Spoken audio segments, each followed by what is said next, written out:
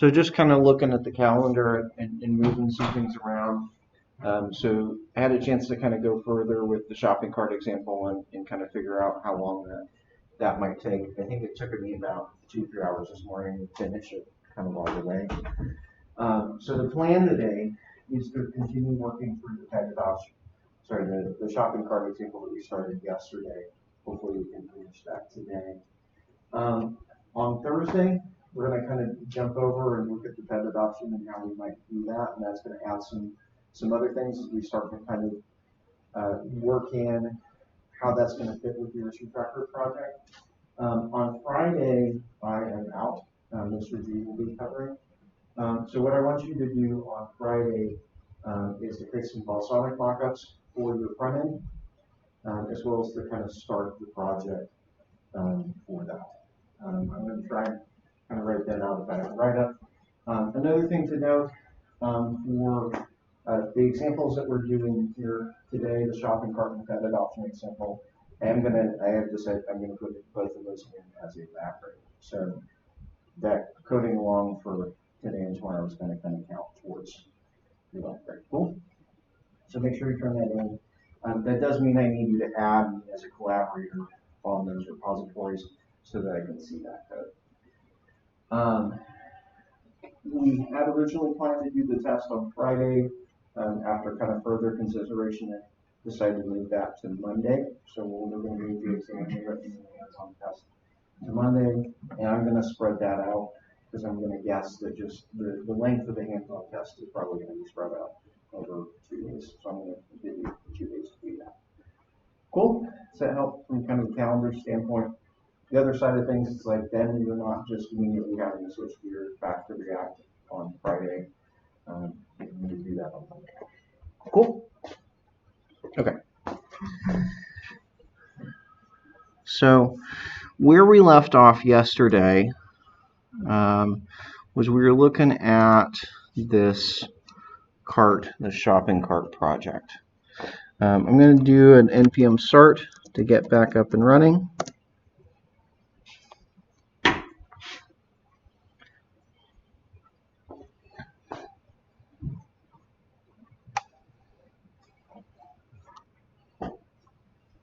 Okay, there it is.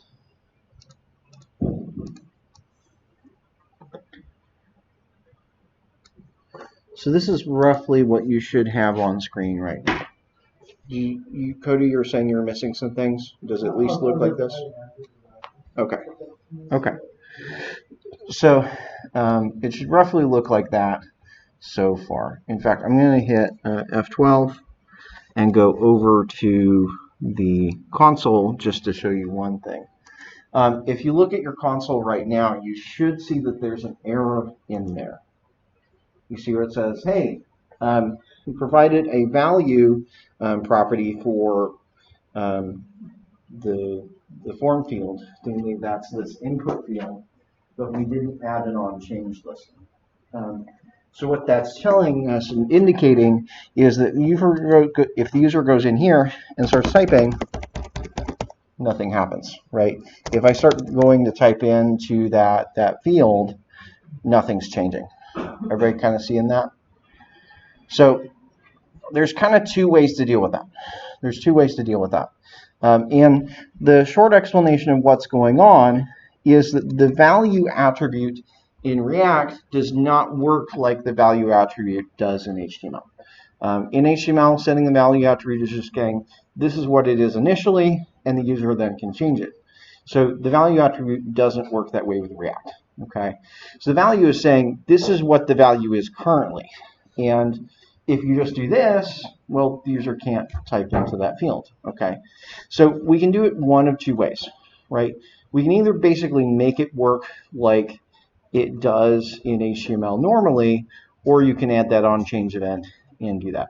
So just to kind of show you one avenue you can go, don't make this change. I'm going to just do this and undo it. If I change this here to a default value instead, what you're going to see, if I switch this over to default value and go back to the browser, now I can type in. right? If I just set that as default value, what I'm saying is that this is just the initial value. It doesn't block the user from actually changing the value. Makes sense? The downside of doing it that way is you don't get updates or notifications when the user actually types into the field. So you're not actually keeping the updated data. You're not actually keeping it in sync with the state. Okay? So you can do that. And actually, there are some cases where with the bug tracker, this might actually be easier. So definitely keep it in your back pocket. But that's not what we want to do for this example. So I'm going to go back to value. Okay. So as it kind of mentioned in the error message, what I want to do is I want to handle the on-change event. Okay. So the on-change event fires every time the user hits a key, which is also kind of different to how the on-change event works with HTML. With HTML, it's normally when you lose focus on that field. But the way that it works in here is every character I press, every time I press a key, it actually will go ahead and fire that on-change event. So, kind of like we've done on click, we're going to add one in here. I'm going to say on change, we want to do something. So remember that pair of opening curly braces, open and closing curly braces says we're going to run some JavaScript code here. And so I'm going to put in a lambda. We're going to take in the event object. And we're going to send it over to a method that we're going to write. We're going to call it on name change and pass the event object in. So what we're saying is anytime the on change event occurs, call on name change and give it the event. Okay. Next thing I'm going to do is I'm going to add that function. So up here, right before I return what we're rendering, I'm going to say function on name change. And I want to take in an event. And I'm going to also, I just want to log what's going on. So console.log. And maybe I'm going to do name change or just change. Name change. Yeah. Okay. So we're going to say here's the event. We're going to log it to the console so we can kind of see that it's happening. One thing I missed, kind of concluding yesterday, is I left these both as logging add. I want to make sure that that logs remove. So we've got add, remove, and name change.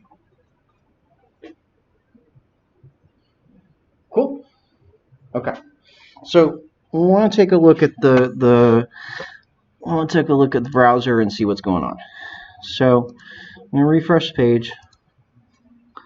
If I start typing now, you're going to see every character that you press fires a new event, right?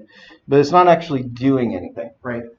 I'm capturing that event now. Something's happening, but the field is not actually changing because I'm not updating the state, okay? So in order for things to change, I need to cause some sort of state update. And that's kind of what we saw, and we didn't kind of conclude to talk about it yesterday. The set quantity method, when I call that,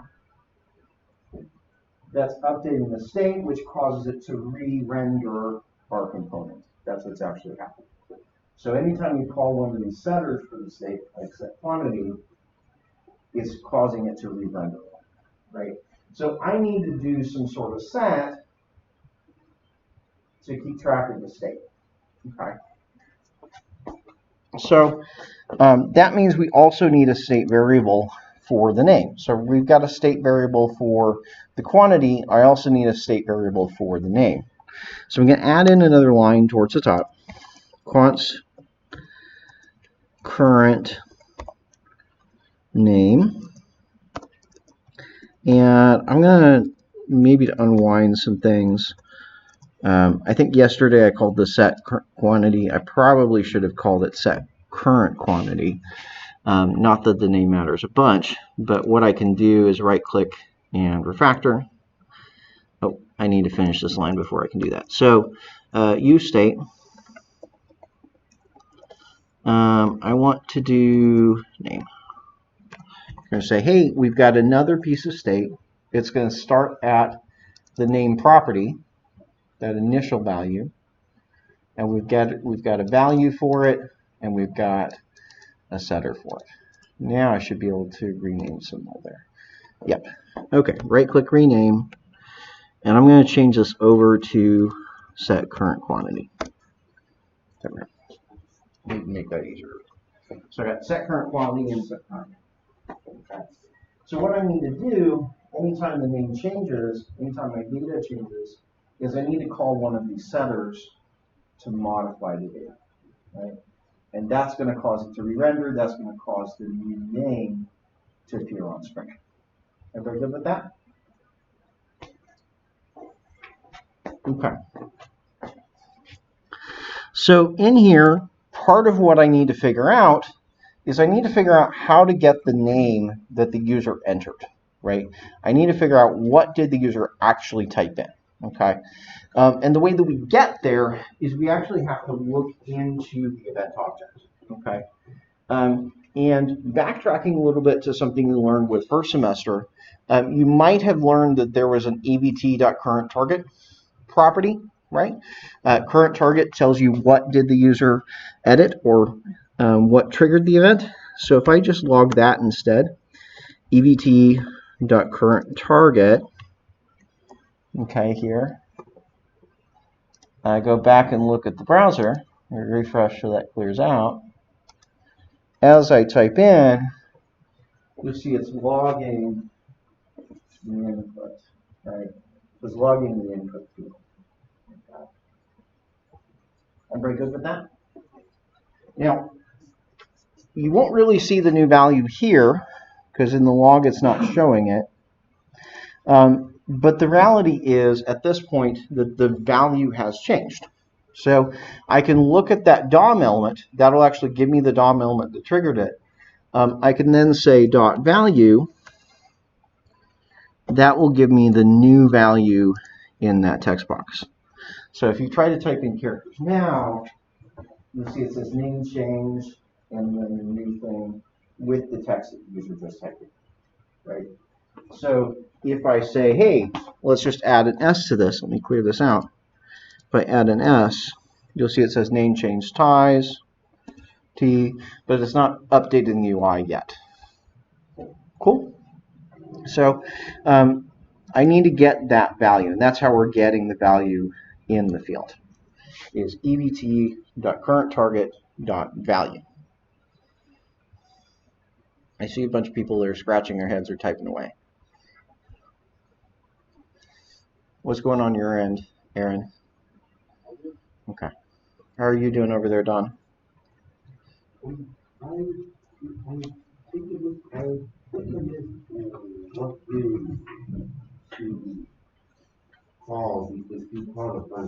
Okay. So on the input, notice that I added on change, right? This is what's calling that function.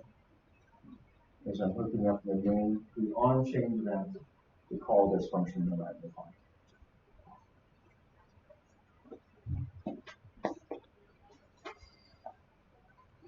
So from here, what I want to do is in terms of on name change, I'm going to say let's save this value, right? So let's save this value. Const, this is the new name, and I'm going to save that to a variable and still write that out. But what I need to do is I need to call set current name with that new value. So I'm going to say set current name to new name. Okay. So if I do that,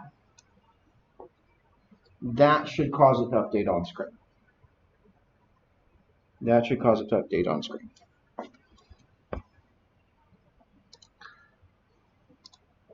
This kind of goes back to what you were talking about yesterday, where the data drives the UI. Yeah. You change the data, and then the UI updates. Yeah. Oh, but I'm missing one more thing. So yeah, that's the idea.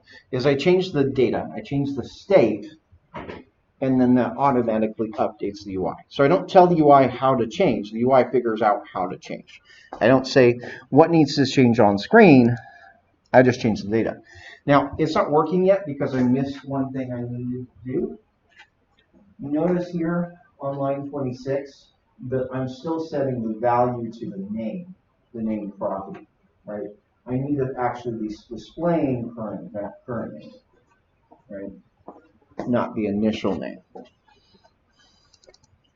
So here this needs to be current name. And as we type in there, now it's actually working, right? Where did current name come from? Current name, that is our state up here. Got it. So right now we have a name variable as well as a current name variable, right? So the name variable is coming in from, as a property, it's coming in from that parent app component. It doesn't change versus the current name does. Is everybody good with that? It's kind of weird, okay? And this is one of those things that can be a little bit tricky with working with React, is the props don't change but stay, another weird thing, and part of what kind of creates this, is that state, it's worth noting, is only accessible within the element that declares it, within the component that compares it. So this like current quantity and current name is actually only accessible right now within the cart item. There's actually no way for the application to get access to those values. Everybody see that? So that can actually be a problem, right? I need to get that state to a place where the application as a whole can see it, okay, is one of the things I need to do. And actually when I do that, one of the things that I will kind of fix is the fact that we've got a current value and a property value, right? Right now those are out of sync. I do actually want to make those the same variable, right? But the way I do that is I actually need to take the state that's here and move it up a layer. So everybody good with that? Okay. So we've got something that's sort of working so far. I can change this. I can take the quantity up and down. I can type in text. That's good so far. So I want to then move the things up. Okay. So one thing I would do definitely at this point, I would go ahead and commit what we have. Because this is a good stable point to maybe save the code.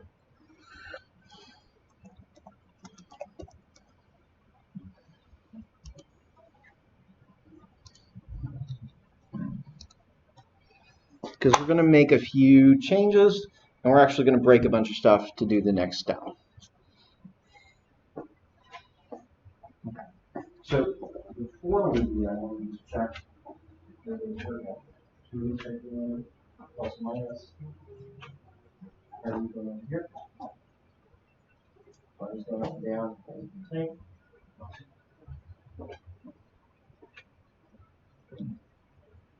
So those are working. Everything over here.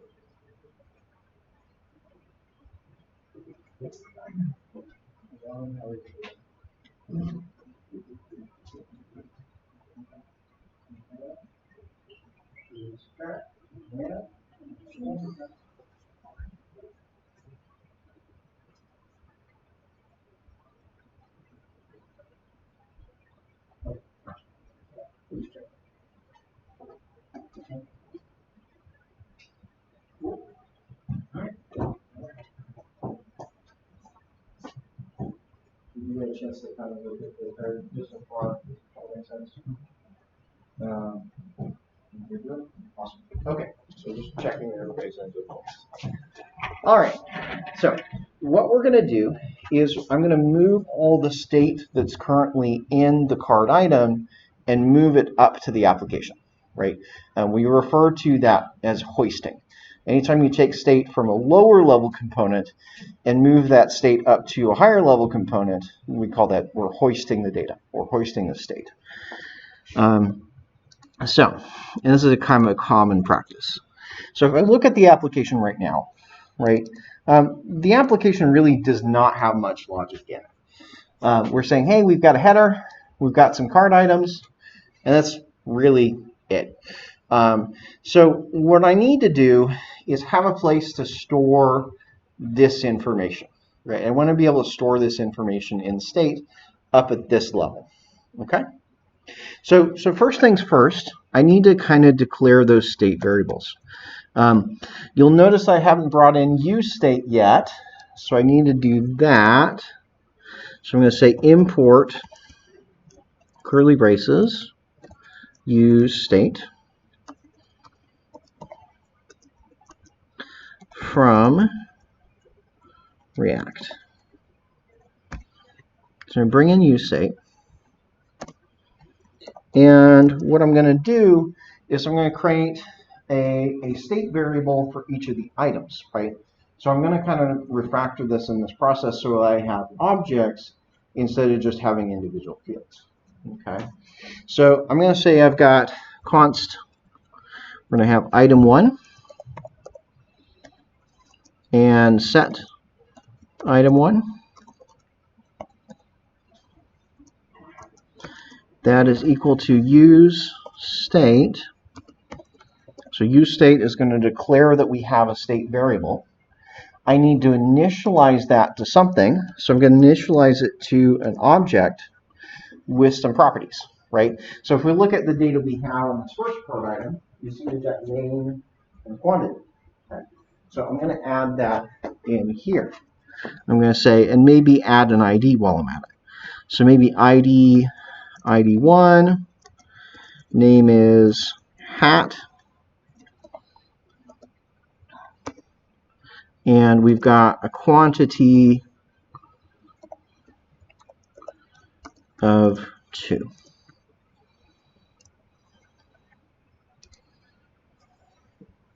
So now I have a state variable, but that state variable is an object.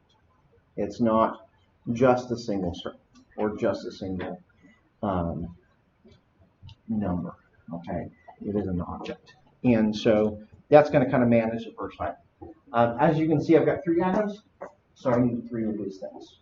So I'm going to duplicate that line 3 times to represent each of the different lines, each of the different items. So I'm going to take this, copy it, paste it, and so I'll have item 2 and 3. And so I just need to change all those numbers. Item 1, 2, 3, set item 1, 2, 3, 2, 3. We've got a tie, we've got a belt, and these are quantity 2, 2, 1. So now I've got some data, some places to hold, I've got some state variables and some places to hold that actual data, okay? Everybody good so far? Now, I can do some easy things. So I could say from there that maybe we just switch this over to item 1 dot name and item 1 dot quantity. Okay. If I make that change and look at it in the browser, you should see that there's really no effect. Okay, so that will still set it up the way we previously had it, where we're passing the name and quantity down to the card item class. Okay. This could be a little bit cumbersome because I have a lot of code duplication happening. Right? I have, okay, I'm passing the name, I'm passing the quantity, I have to pass all of these individual fields. oftentimes I might want to just say, hey, let's pass a bunch of stuff. So there's one trick you can do in React using what we call the rest operator or the spread operator. So I can actually take that object and spread it out.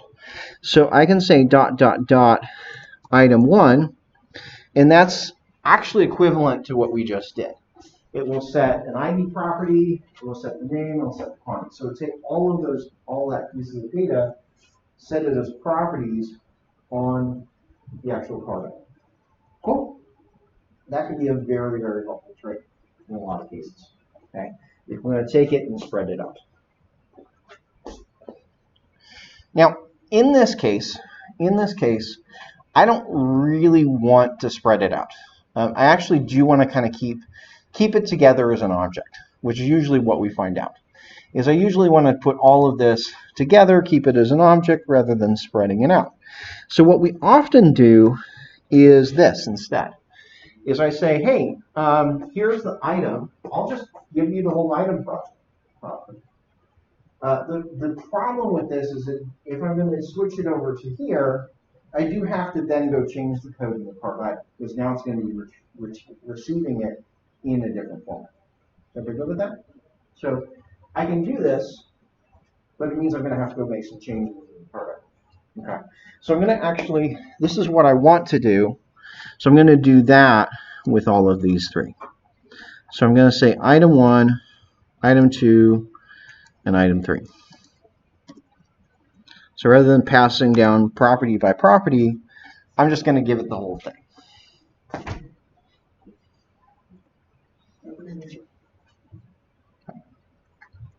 So that's the change we make over here.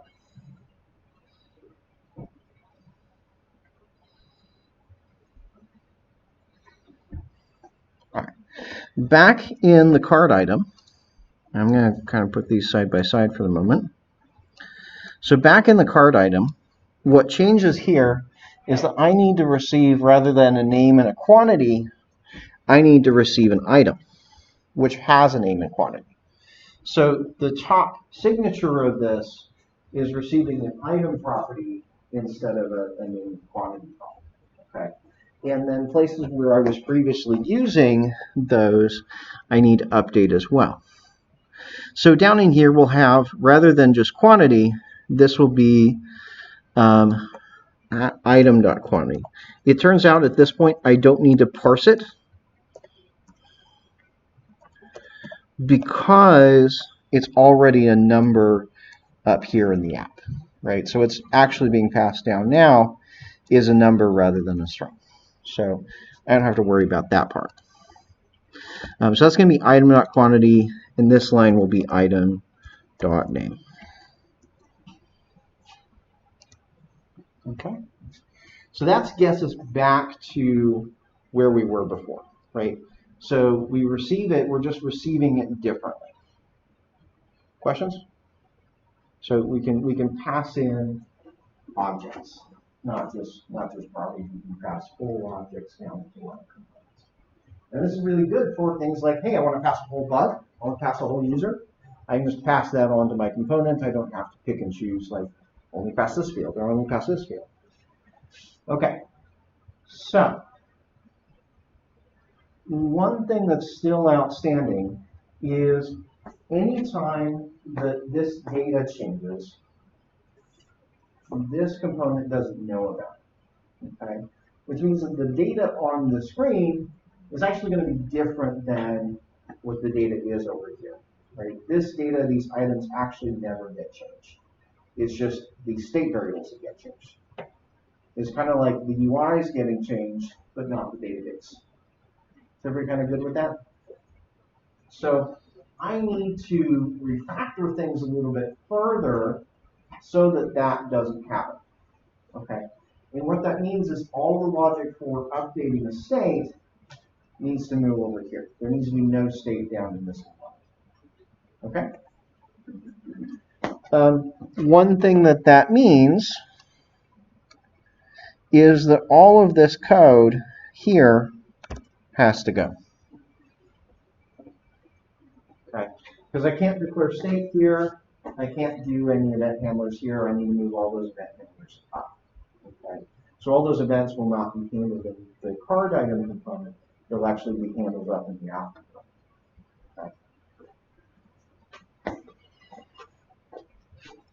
Okay. Other things I need to do. Remember previously we had changed this to current name and current quantity. Those are now going to go back to being item dot name and item dot quantity. Okay.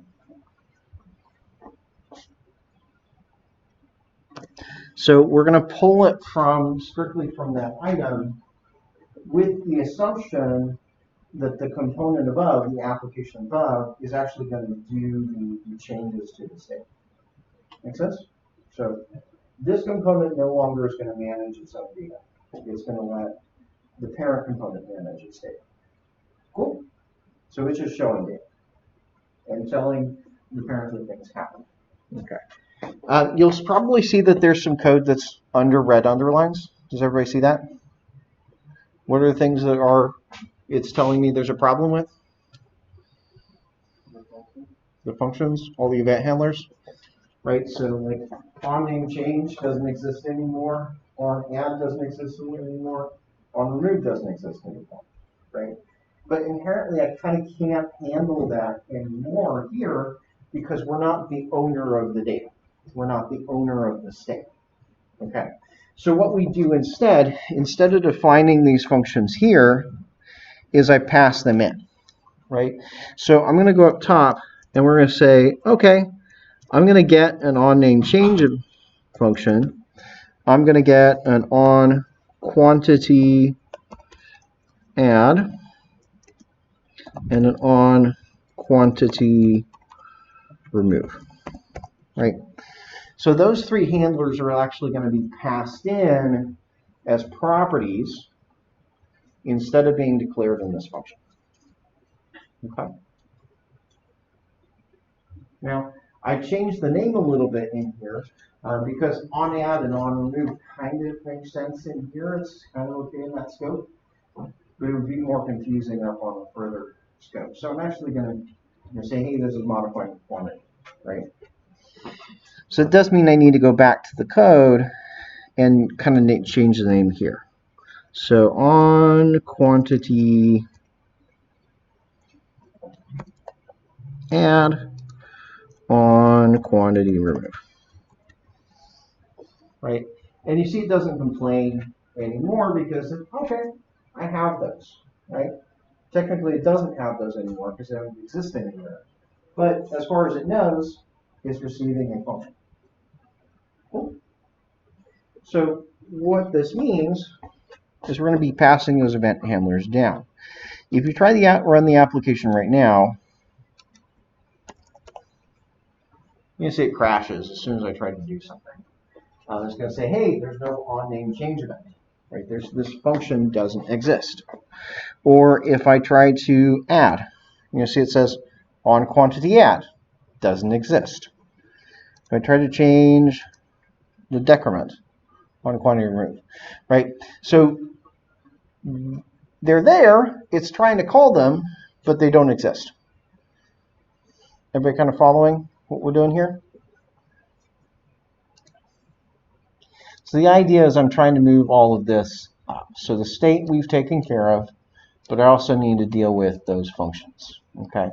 So the way I'm going to pass those functions down, you see I'm already passing the item as a property, right? So I'm also going to be passing these three properties as well. So I'll have an on name change, an on quantity add, and an on quantity remove. So from a testing purpose, let's say here, on name change, we're going to write a little function here, evt, and just to test it, I'm going to say console.log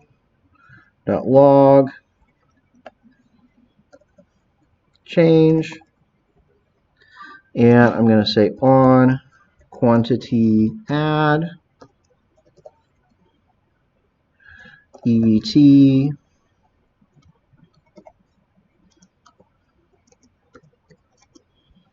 console.log add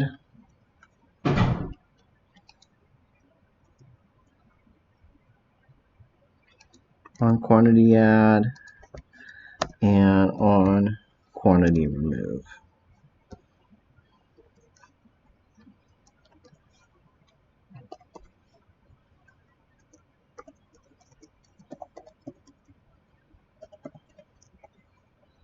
So for the moment, I'm just going to add this for the first component just so we can see it running.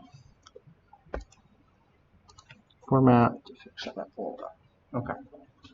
So this is going to say, here's event handler, but all of that event handler does right now is it just logs something to console.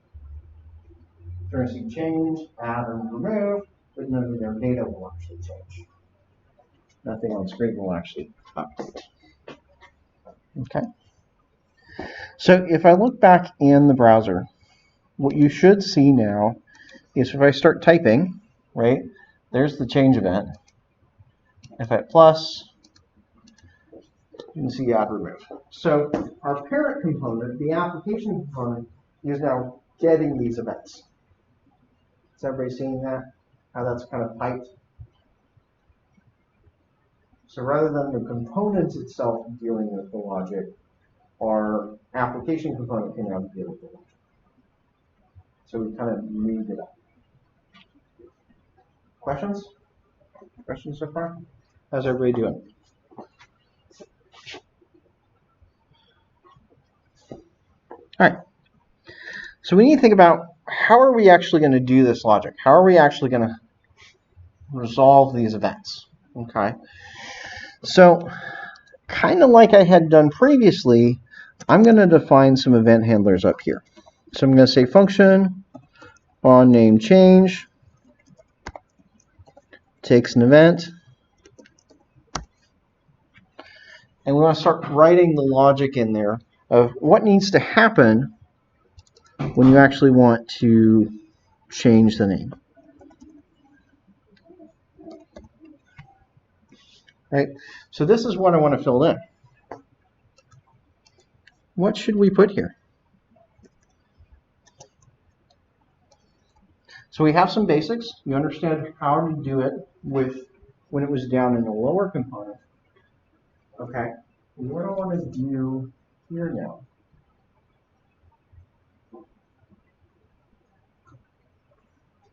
I'm borrowing from what we already know. Yeah, I need to update the object somehow. Okay. First thing I would start with is how do I get the value? Right? Remember, how do we get the value that is being changed to? How do I find out what the new name is?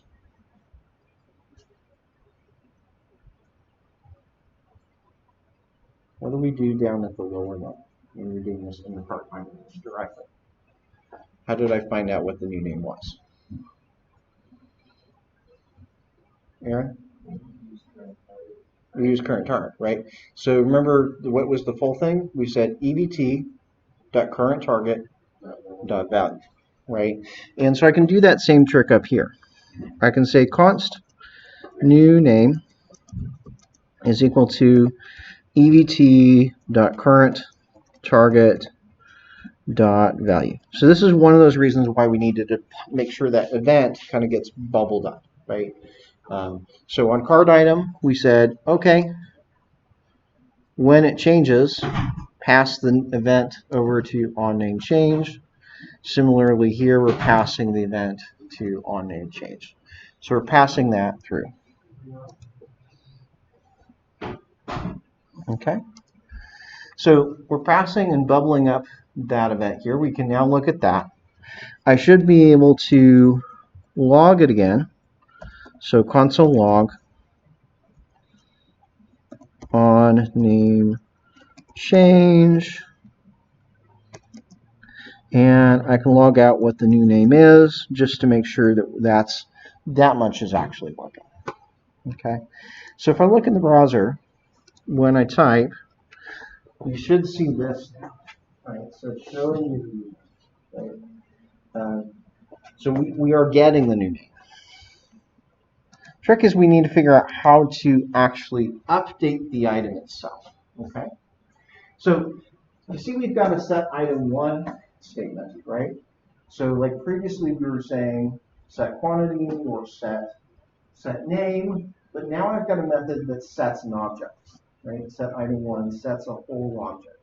In fact, it turns out that I can't set just one part of that object. I have to set the whole thing. Okay? Right? So if I try to replace it, for instance, if I try to say set item 1 and just set it to new name, that would replace the whole object with that string, right? Which wouldn't have the same effect that we want. In fact, I think we can kind of look at it. And perhaps it's giving us an error. But you'll notice kind of the quantity disappeared. There's some interesting stuff going on there, right? So what I need to be able to do is I need to be able to put back an updated object. Is everybody good with that? Right? So I want to take the object that we already have and modify it so that we're back to that with a different name. Okay? We're back to that with a different name. Okay. So if one thing I could try to do, I could go in here and say, well, let's make an object with name is new name. That's going to make a brand new object with a name property that is the new name. Okay? Let's test that out. I'm going to refresh here. As I type, take a close look at what's happening. Okay, notice the quantity's there and it's 2. As soon as I type in a character, notice that the quantity disappeared. Right? In fact, if you were to look at the ID, you would also notice you lost your ID. Right? We were replacing the item, the object, with a completely brand new object, and that brand new object only has the name field. It doesn't have any of our other data. Everybody see that? Like, this is the part I want to update. But I need the fields from the original thing as well. Okay? Any ideas? There's some tricks that we learned from the back end that can help us here.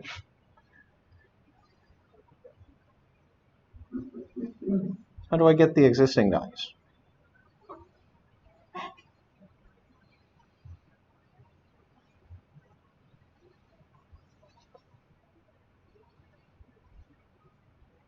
Effectively, I'm trying to make a copy of the item with a different name. Is item 1 in scope? Item 1 is in scope. I can absolutely access item 1. Item 1, ID, colon, item 1.id. I could. So let's do item ID, item 1.id. I could do the same thing with like the quantity. I'd also say quantity is item 1 dot quantity. I have a question, and maybe other students Yeah. have a question. Same question. Mm-hmm. You've got 3 items, and obviously you're going to be working on adding new items. So ultimately, you're going to have an array of items. Ultimately, that's where we're working to. Yeah, ultimately, we want to have an array of items, but we're not there yet. I want to go through kind of piece by piece so we can get there. Yes? If you just spread item 1 and just like item 1.name. You're right. Yes, that's exactly what I want to do. You're actually on the right track. Is I want to spread it out. So if I do item 1, I take all of the fields in item 1 and then just override the name. So this effectively makes a copy of that with name modified to the new name. Let's learn something right. Yeah. So this is absolutely an area where you want to use the spread. It's much better to use a spread there. Okay, let's test that out. That's going to do something this time. So I refresh, Okay? Notice this time that the name does update, but the quantity doesn't, right? Because I'm keeping the original quantity, I'm keeping all the original data that was there, and only replacing the one field that I want to replace. Is everybody good with that? That kind of makes sense? Cool. So that's one of the things we have to catch. One of the gotchas with React also, and one of the things that people sometimes try to do is this. Sometimes they'll just say, well, the thing I want to do is item1.name. Let's just set that to the new name, right? The problem with doing this is the React doesn't know you changed the name. So it doesn't know to re-render it. Okay? So if we do that, things still don't happen. Is everybody kind of good with that? So that's why I need to call this function. I need to call that function. Another thing that sometimes people will try to do is I might call set item1. It's like, well, I've changed item1. Let's just put item1 back in there. Okay? So change the name on it and then stuff it back in item1. Maybe that'll tell it that something's changed. Okay? Let's watch what happens with that. This is a really important thing to understand from the React side. Notice that the name doesn't change. Right? Notice that the name doesn't change. Okay? So this is one of those things that if you don't know much about React, looks like it should work. And actually, this will be the cause of most of your problems. Okay? A lot of problems. When React sees this, it actually says there's been no change. Because you're giving me back the same object. It doesn't go down to the object and look at the individual fields. It just looks at the memory address and says, oh, well, that item is the same place in memory, so it's the same object, right? So inherently, one of the things that's kind of required from the state in React is these state variables, you have to treat them, and they should be immutable. You shouldn't be able to access them directly and modify them directly. The only way for you to modify the data is to call one of these setters. Is everybody good with that? So this, which seems like it should work, doesn't work because you're not making a copy, right? This worked here because I'm making a copy, I'm making a brand new object, okay? That's why the ... and the curly braces work, is because we're making a brand new thing, right? It's a brand new place in memory.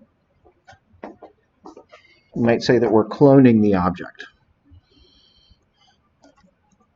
So item 1 never gets modified. We just make a new item. Okay, that's the gotcha. Is we never actually modify the state variables directly. We only do that through the setters. Good. Okay. Let's try to hook up this onName change event to the second one. Okay. So it worked for the first one. Let's watch what happens with the second one. Okay. If I modify this first one, it works. But watch what happens when I modify this one. You see how it's actually going and changing the first? Why is that happening?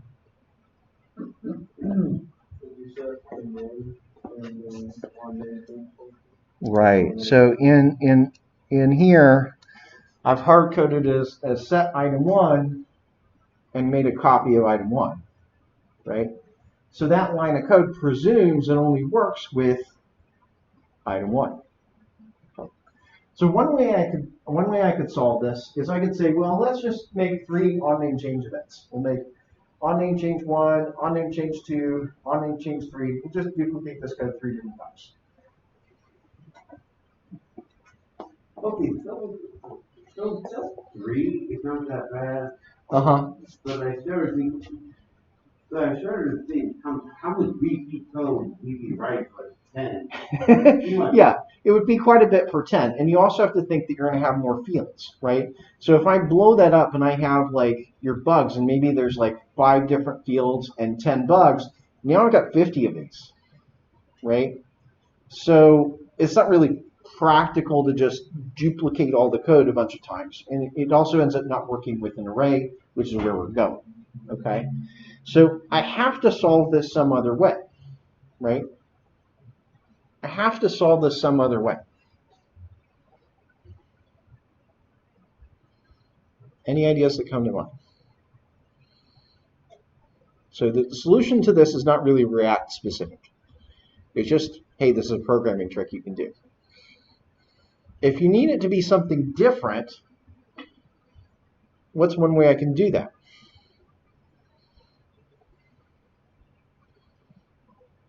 What things change how our functions behave? What they do? Probably parameters, right?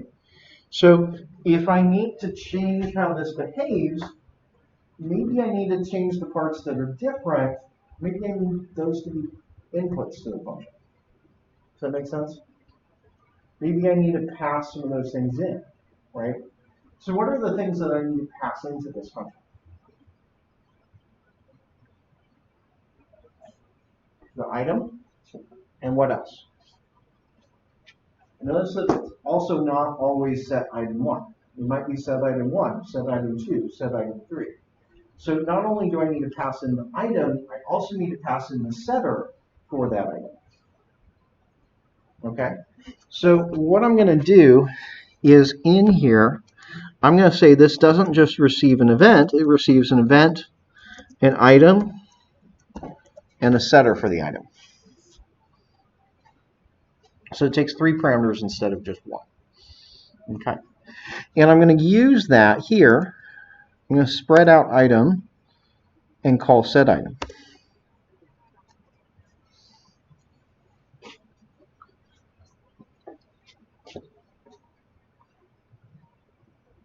Does that make sense? So I can just say, hey, well, these 2 things need to be different. I need to have 3 different versions of this function. So just pass in the data that's going to be different. And you'll also notice, well, set item this is kind of interesting because set item isn't like an object, it's a thing normally. It's actually a function, right? So I've got an object and a function that I'm passing to this function, right? Now, how do I get them there, right? How do I get the item and the set item methods, those parameters? Where am I calling on name change? You had a hand up? Yeah, just in like the item, the part item, you just change the one to the same function and put an item on the item. Right. So where am I calling that function? Down here, right?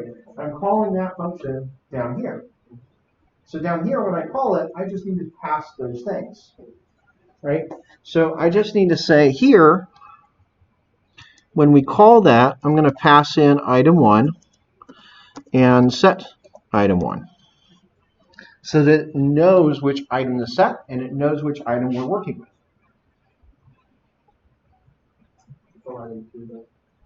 You said what?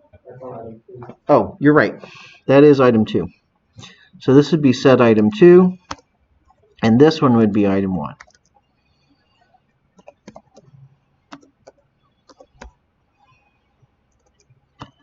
Item 1, set item 1, and I can do the same thing now for item 3. And tell which item to change and how to change it. So that's just a matter of piping down the information and the variables that we need so that I don't have to duplicate that code, right? So that I don't have to write it multiple times. And this is part of what's going to get us to where we can do this with an array. There's a few more steps along the way. That's part of what's going to get us there. Because I need to pipe down some additional data. So if I try that, this updates the first one. This updates the second one, and that updates the third one. So good. Okay. Does that make sense so far? Make sense so far?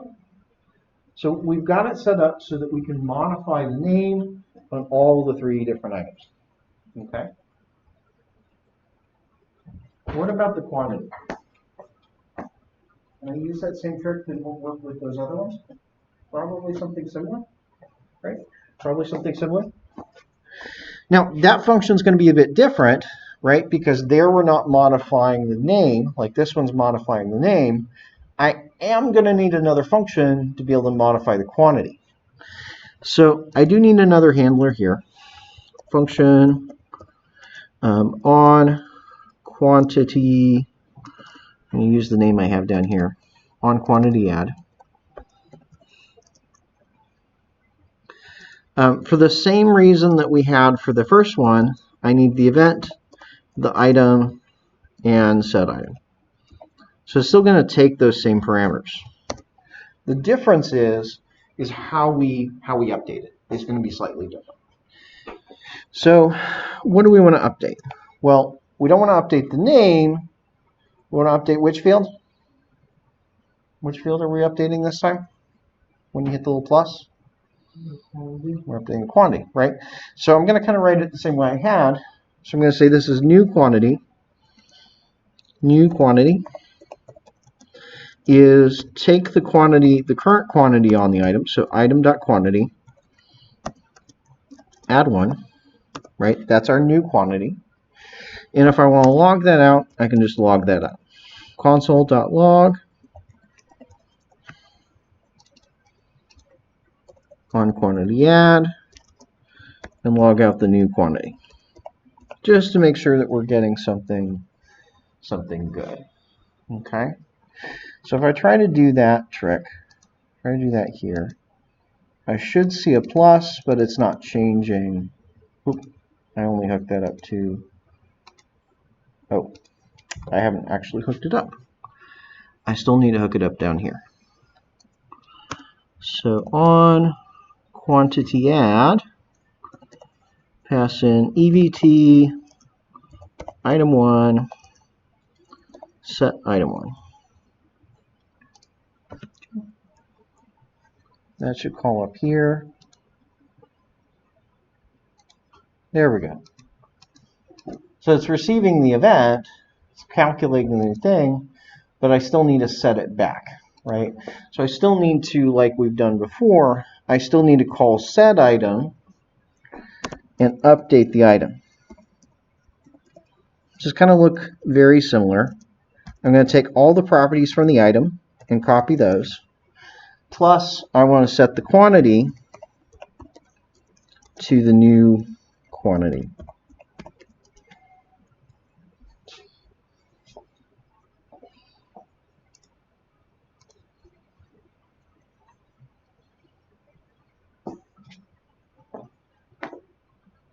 You can see this one's pulling the new name from the thing that you typed in. This just takes the current state of the quantity in that one.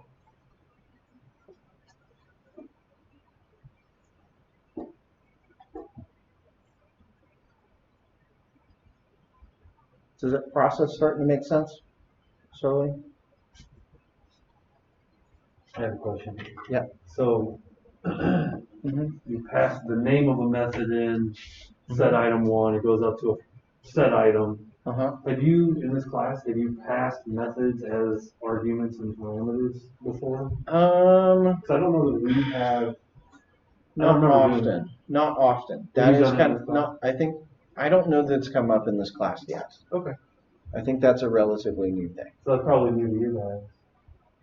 Passing methods as arguments and parameters, but you see it, you see how it works. I don't know that you've seen it before. Yeah. The reality is we've actually been doing it most of the semester, is we haven't really paid much attention to it. So for instance, remember anytime you set up a route, we say like post, we say the name, and then we're passing in a function, right? So we're passing in that route handler. Well, that's the same idea here, is I'm passing a function to that function. It's just that this is a name of a function instead of I'm declaring it here. So it's actually we've kind of been doing a lot, but it is a little bit different, right?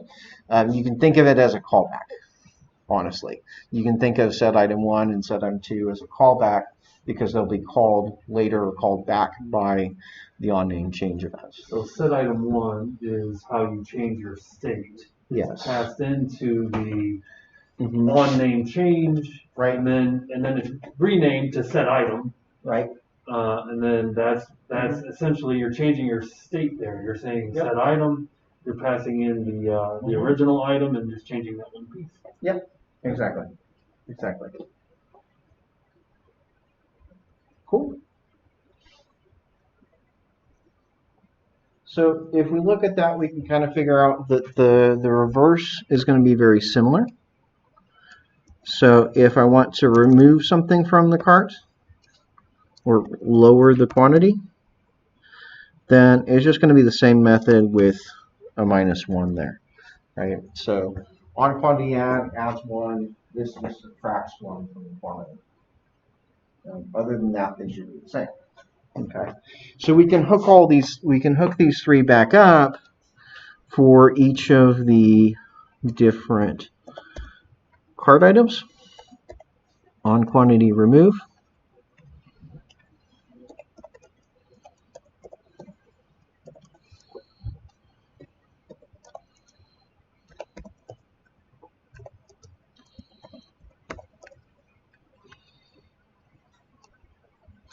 And I'm going to add that, register that on all of these, which is the slight change of which item is it.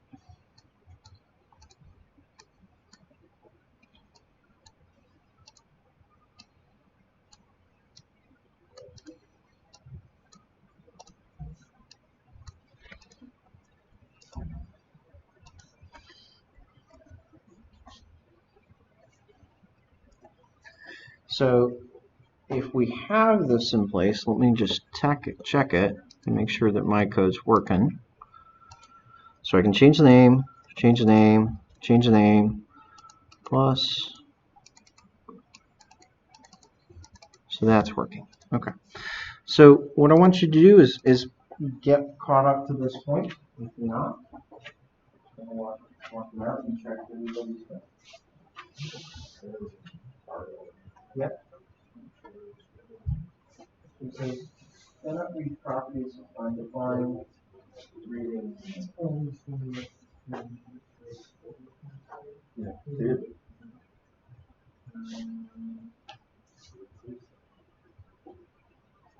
Saying what item is item 1.3. So here it's saying it's at the problem.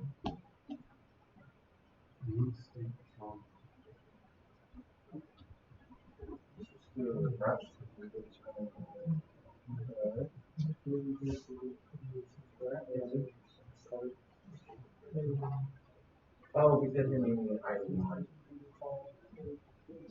The property is expecting. This is all. So it has to be item.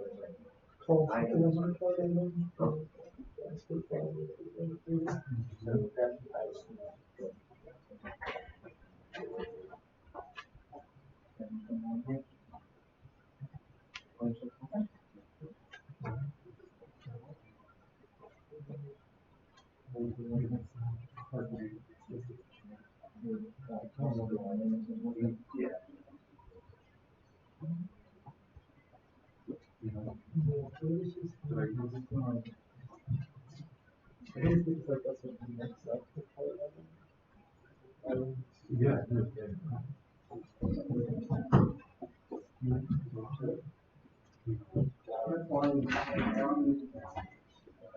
So really simple for recognize.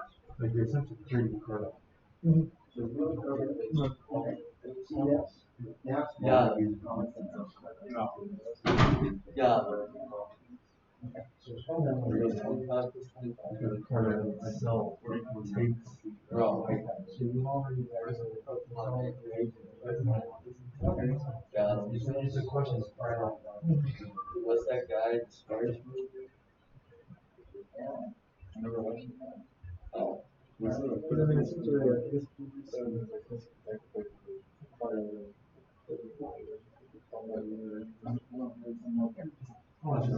That's what we got. Yeah. Because when I used to, it's like, I bet you that's where, I bet you where it's going. He's literally just said it. He said this is just a random job. Yeah. But what it represents is He a car said it. So I would expect to use it for a constructor of car items. Create a car item. Like use an actual car item object instead of just a random object.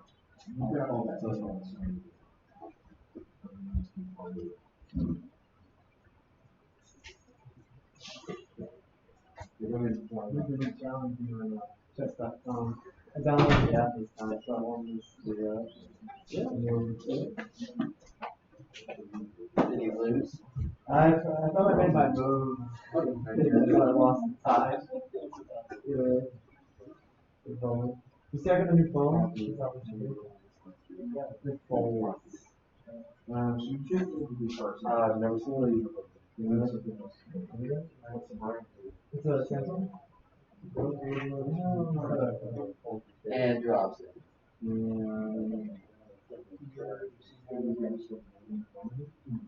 This seems to take away.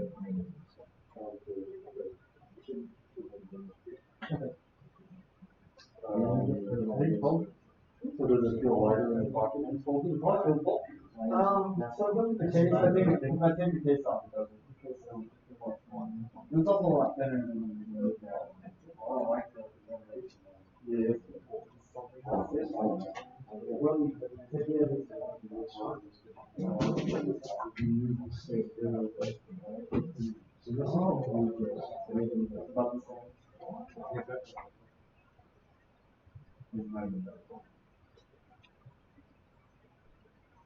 And then even when it's like open, it's like this long.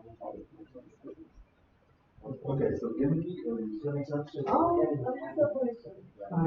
I was saying, I do, yeah, it's a little gimmicky. You have to like, not like big phone. Like the other thing, like one is too big, that's not the bug in my pocket. Yeah. So like, so I saw something where there's actually a use for this, but it was the bigger one. So it pulls a tab, and then it's like the size of a normal phone. But when you open it, it's literally like a tab. I'm not a big phone guy, but like if you like big phones, I can see that one. yeah, the phone still too. I think it's just like, you have to like, want a smaller phone. And like the, Alright, clothes, so. yes. So when I'm looking at those, so this is our state. Yeah, those are our statements. And these are just JavaScript, random JavaScript objects. Yes, the JavaScript objects. And so my question becomes, is these represent a card item? Yep, those represent a card item. So, But they're the data for the item rather than the components, rather than the visual display thing. so my question is, would it make sense to create that from the blueprint of card item, of the card item object? You could, I won't. Okay. You could, That's one of because we'll end up being pulling these from the database, from the APIs, and long story short, they won't come in as classes, they'll just come in as objects. Mhm. So you could create a card item class. The problem is you can't call it card item because you already have a card item component. So you need to have to say like card item model and then card item. Does that make sense? Like, because they would have to effectively have two different names. So, well, that would be something else. Like, Okay. that would be like one model. So it's Instead of but we will need that. We will need very possible. Okay. Maybe you can all get your You get that working with all 3 things? Okay.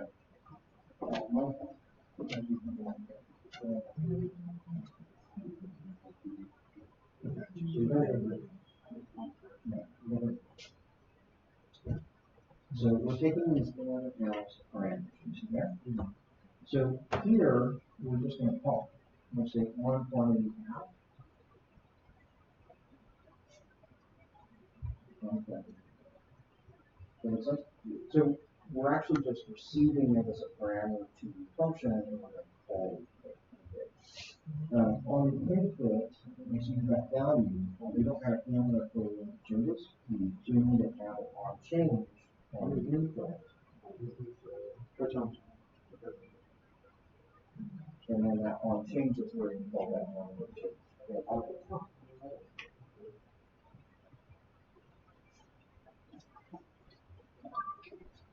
So we got the import rules and receive it. Okay, so we are mostly here. You'll notice that we're still kind of dealing with, we're kind of at a pretty good stopping point for one part of the process, but we haven't kind of gotten up to an array yet, which is kind of where we're going, right?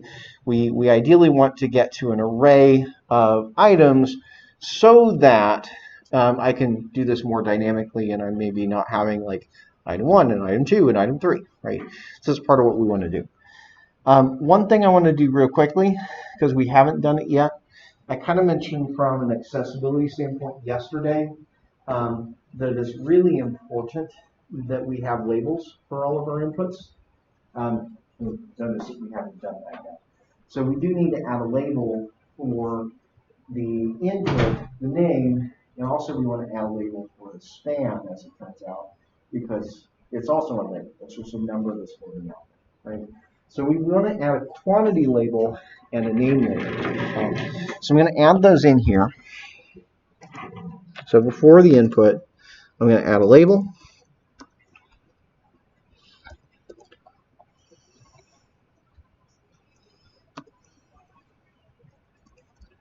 Slash label.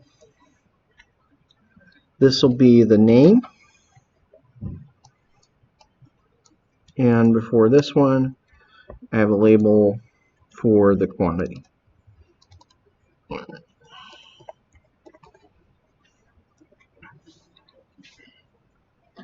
I'm going to do right click and format on this file to make it clean up a little bit.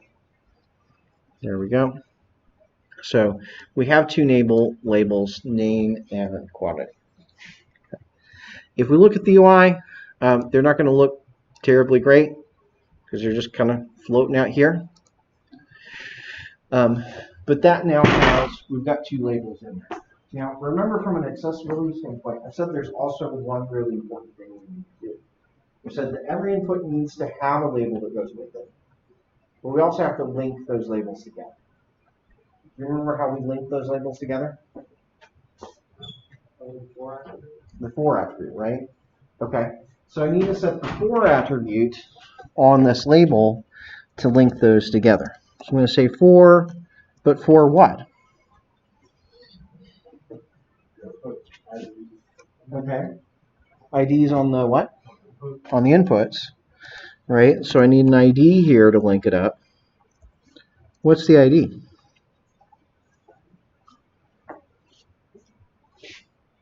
What am I going to use as an ID here?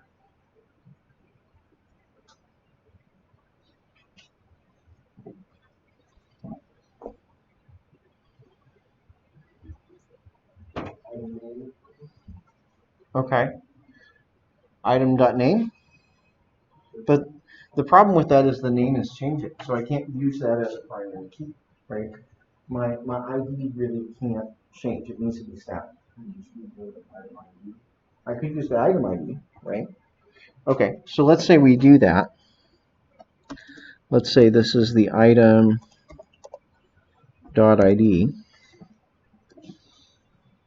And I'm going to kind of inspect what's going on here. Okay. So if I just use the item ID, I can see this now has an ID of 1.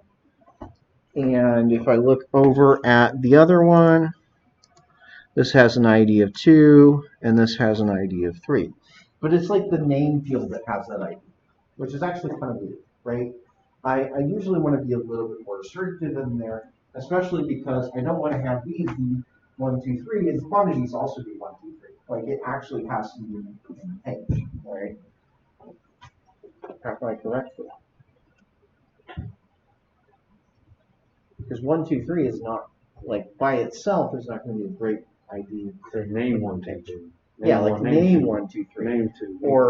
Or item name 1, 2, 3, right?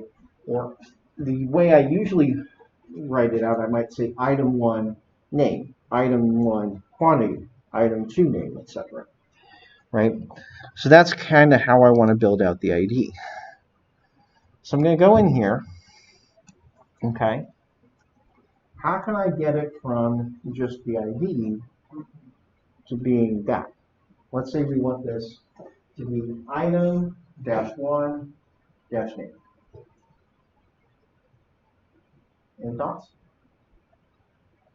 Disappointed? Remember, we're in JavaScript land right now. How do you put things together in JavaScript land? Template string? Use a template string or concatenate, right? I could either concatenate it here or I could use a template string. Either one works, okay? Let's go ahead and jump into a template string. So I'm going to say here, backtick. And so it's going to be item dash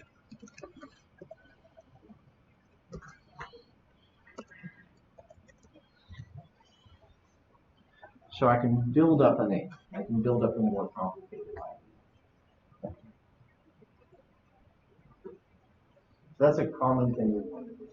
Rather than just putting the ID directly, we may want to put it into a larger string. Cool. The thing to remember there is just that anytime you see this curly braces, you're jumping into JavaScript now. So anything you can do in JavaScript, you can do between those curly braces. Okay. So that helps. And I can set the for attribute to the same thing. Right? So I can say this is now the label for this input. These things are linked together. And I need to do the same thing with the quantity. So the label for the quantity and the span for the quantity need an ID and a for. So on here I might say ID, item ID dash quantity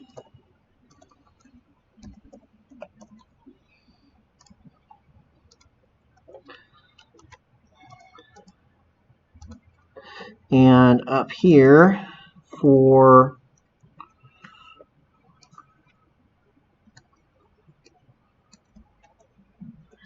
so that's one thing that commonly comes up. Is this is places where we start using those things. Commonly as well, I will often want to add an ID up to the root. So up at the root, I might say this is item 1, item 2, etc. So I might put that as just item dash the item ID. That way, if I come back later and I want to use some of the JavaScript or CSS and I want to style them differently, I need to target individual items. That way I have some way to give some ID, unique ID to each of the elements.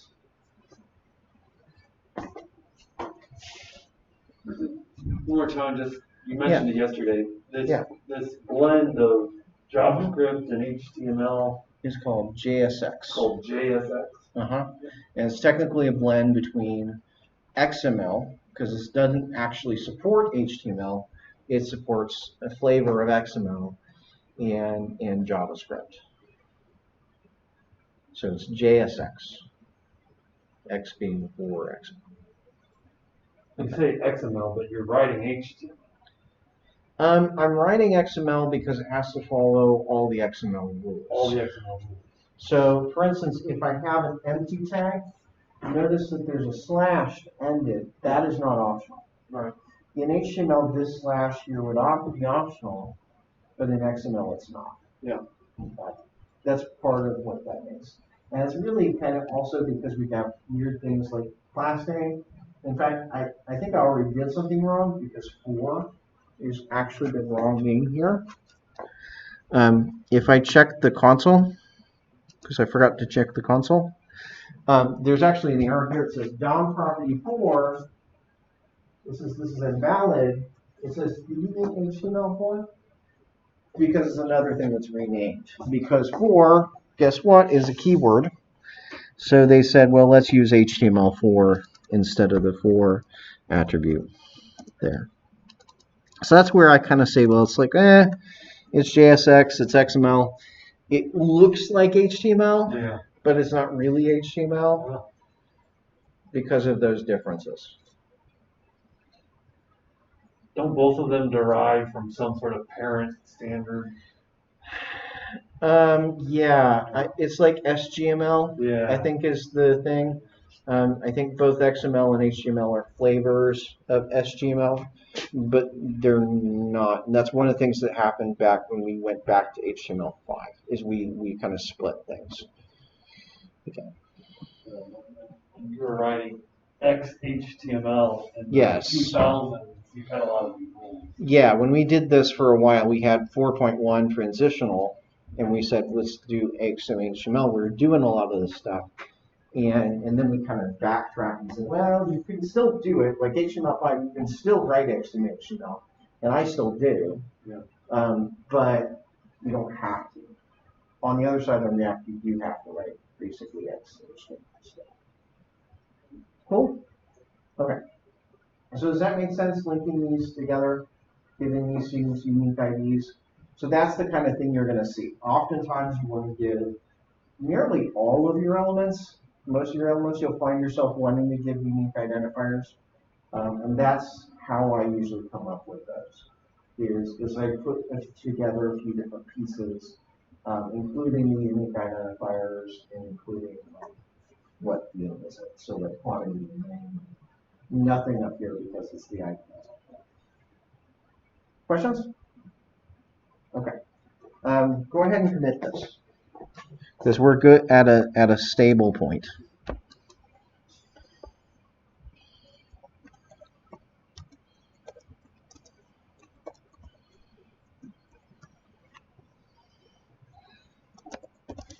So we've hoisted all of the state up to the application.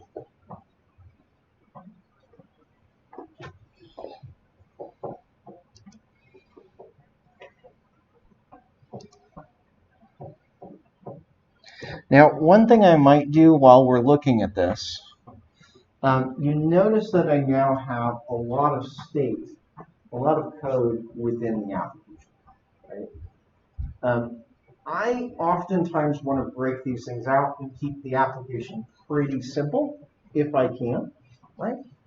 It's usually helpful to keep the application pretty lean, because that's going to be your whole thing, right? So right now I just have two components, cart item and the application, right? If I added another item in there, another component called maybe cart list, then maybe I could get a lot of the code that's currently here over somewhere else. Does that make sense? And that would mean that the application is a lot more lean. And that way, if I say have like 5 different screens, maybe I do like a component per screen. And that way the actual logic of those screens is kind of in separate components. Does that make sense? So I'm going to make a new component. We're going to call that the cart item list, or the cart list. New file, cart list.js. And what I know right now is that what's actually in the application is basically entirely the cart list, right? If I kind of look at what's in there, it's really just the cart list. So I could actually literally take all of the application, copy it over, and call it the cart list, which is kind of what I'm going to do. I'm going to say, let's copy it all over. I'm going to rename this. So the function on line 4 is going to be cart list, and we're going to export cart list, right? So I have this cart list component It's actually basically the same thing as the application was. But my goal is to get all of this logic out of the application. So that's why I'm moving it to another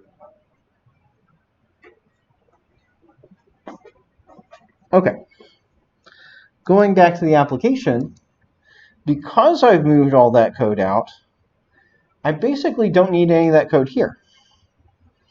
So I can weed this down. I can say, well, let's ditch all of that, and we're left with just the application and export the application. Okay. So I need to bring back in the cart list, right? So when we remember when we import another component, I'm going to say import cart list from /cart list.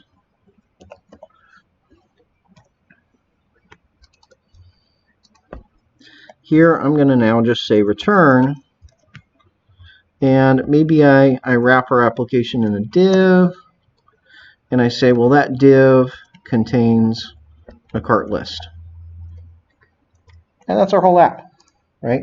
Our whole app is just a div that contains a cart list. Because right now we only have one screen. Right? One rule of XML is you have to have root. Yep. So is that div your root? Yes. That's my And div. therefore you cannot just have a cart list. You have to have. I actually could just have a cart list. Okay. I actually could just have a cart list. That would be perfectly valid. In fact, let me demonstrate that real quick. There's a reason that I have a div there, and it's not because I have to have a div. It's because I want to have a div. So if I go back here, it still works, right? It works directly there. The reason I'm doing that, and let me just show you what's happening right now. Yeah, if you look at this, we can actually look and navigate into and inspect it. So if I look at the root, right? Look at the root. Yeah. You'll see there's one div underneath. This div, it's not really identified. It's hard to see because I haven't added a class to it, but that's actually the cart list div. So this doesn't actually add another layer around it that way. So one thing while we're playing around with that, go into your cart list, and at the top, this div, we're going to add that as class name cart list. That way we can see for sure, right? So this class, this outer div in cart list has the class of cart list, okay? So if I look at it in the browser, you'll see that cart list is directly up next to the root. Okay. So that basically is the root, right? The cart list is there. The reason I'm adding the div, so I'm going to go back and add the div back in. So there's a div around my cart list.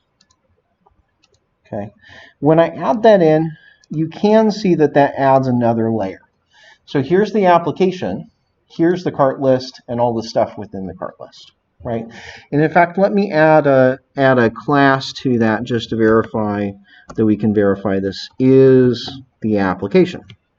So I've got the app, the cart list, and the stuff inside of it. So there I do have a cart list and I do have an app. Okay. So you don't have to have a div wrapping your whole component.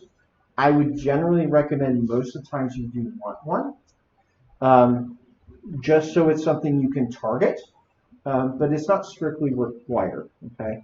It's not strictly required, but generally you do want to have it. That does help us target it with some CSS later on if we need to. It also is the reason I'm adding it is for one specific thing. So look at the component right now. You kind of see, Evan, do you see this, how this page is kind of stretching? So it's expanding out to the full page. So the reason I wanted to add that outer div is I'm going to make that my container. So that's actually the reason that I wanted a div out there, is I'm going to turn that into my container. which, there it goes, yeah, so that it's pushed in. So that's the kind of the whole reason of having that div there, is really just to add in the container. Because that's not really the container part of that's not really part of the components, it's kind of part of the page layout itself. So I'm making the app kind of in charge of the page layout.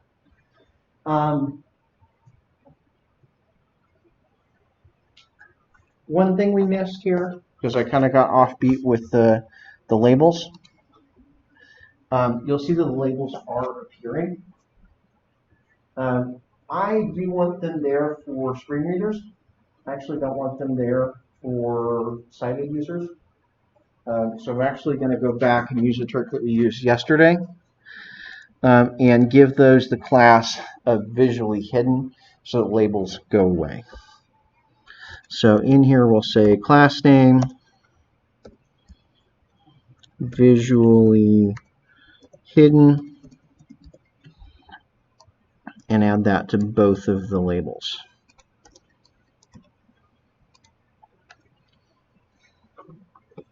So both of the labels should actually be not there because they kind of occupy a bit of space. Everybody good with that? So we're going to just use visually hidden behind those.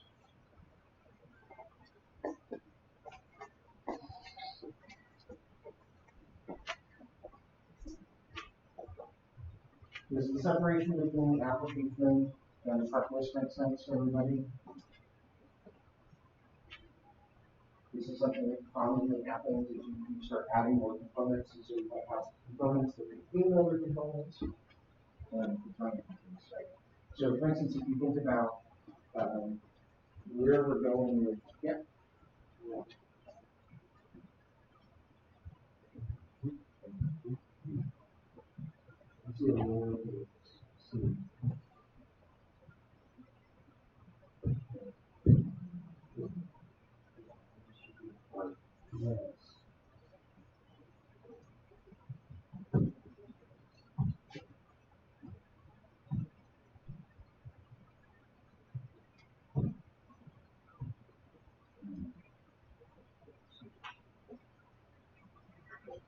You mentioned being the components also. So part of the reason we're doing this is when we think about where we're going with the bug tracker, right? We have a few different lists of things, right? So like we have a list of bugs or we have a list of users, right? And we're going to maybe want different interfaces for that. Or we also have comments, right? So you might have a comment list as well that be part of your bug. Does that make sense? So oftentimes the list in itself is usually complicated enough to merit its own components. Okay, so typically we do create a component both for the item as well as a component for the list, although that's not strictly mandatory. The reality is, like, we could have done this all in the application component. You can do that, but it doesn't make for code that's very easy to read or work with. Okay. So, what's the next step? So, in the cart list, okay, we've got a cart list now. What I want to do is change this so that rather I'm dealing with, like, here's an item 1, and an item 2, and an item 3, I want to actually have an array. Is everybody good with that? I want to actually have an array. But what would you do to refactor this, knowing what you know?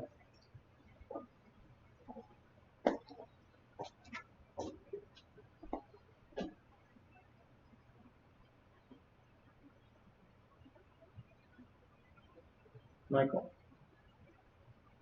So we're trying to get this to be an array, right? Right now we just have individual items.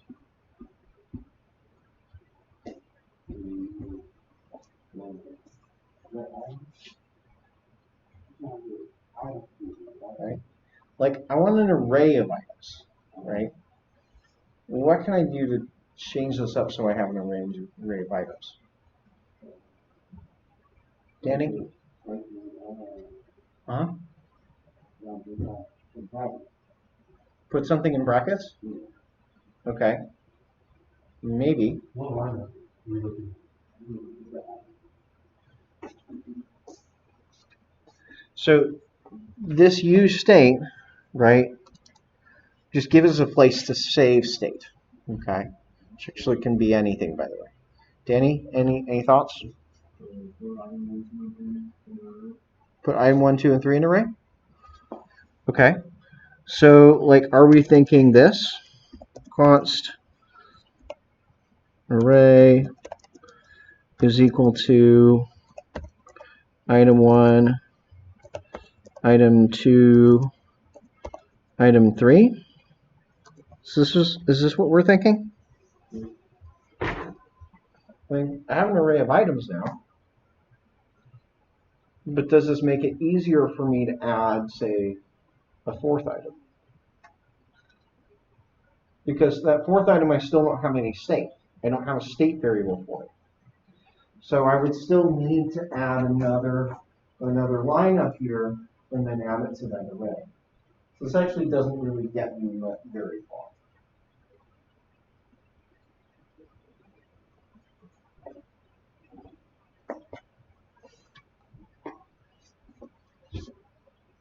You can ideally probably start with a empty array and somehow use a loop to add it. Okay.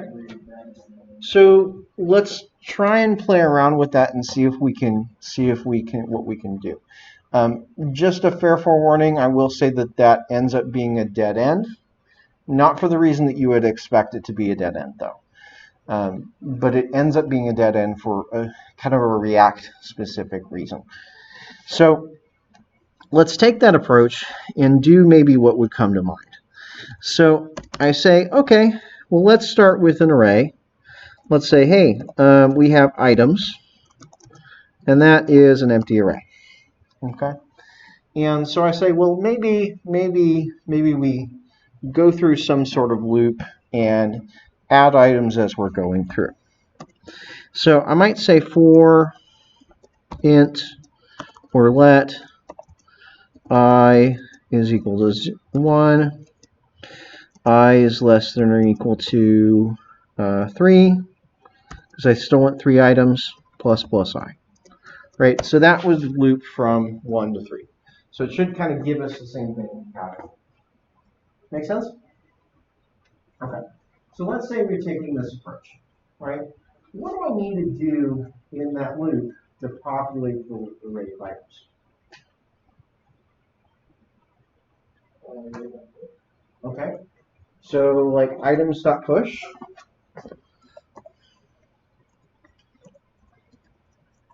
But what am I pushing? What am I pushing?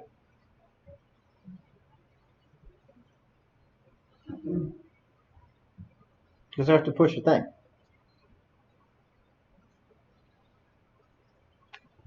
How did you get away from what you were doing before, individual items? You were using state before. Why did you get away from that? I know we were going down the path. Yeah. I feel like we need, and similar to what you were doing before, where you had individual items, you just need an array there instead of individual items. Right. Yeah. So the thing I wanted to point you at, maybe I'll go through this, speed through this, so we can kind of see this. If I do something like make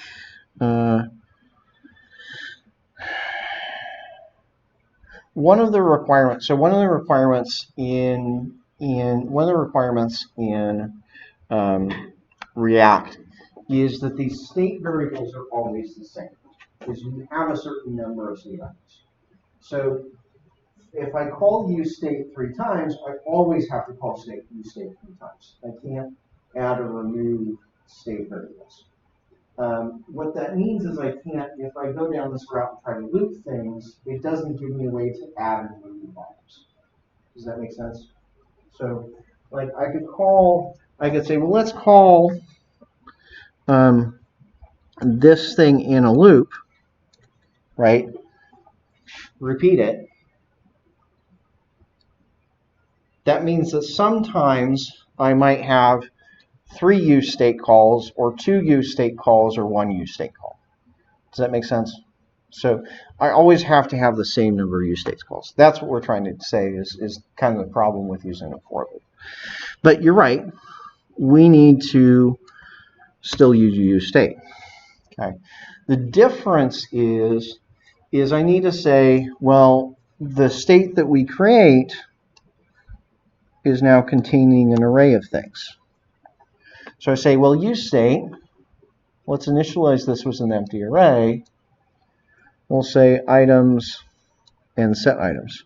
So now our state variable is an array instead of being a single object.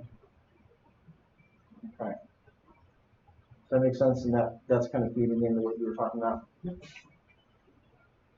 So my state, rather than being individual objects, the state as a whole, like the whole thing, is actually just an array. Okay. So this is what we want to do. Okay. It's going to have some gotchas. It is absolutely going to have some gotchas.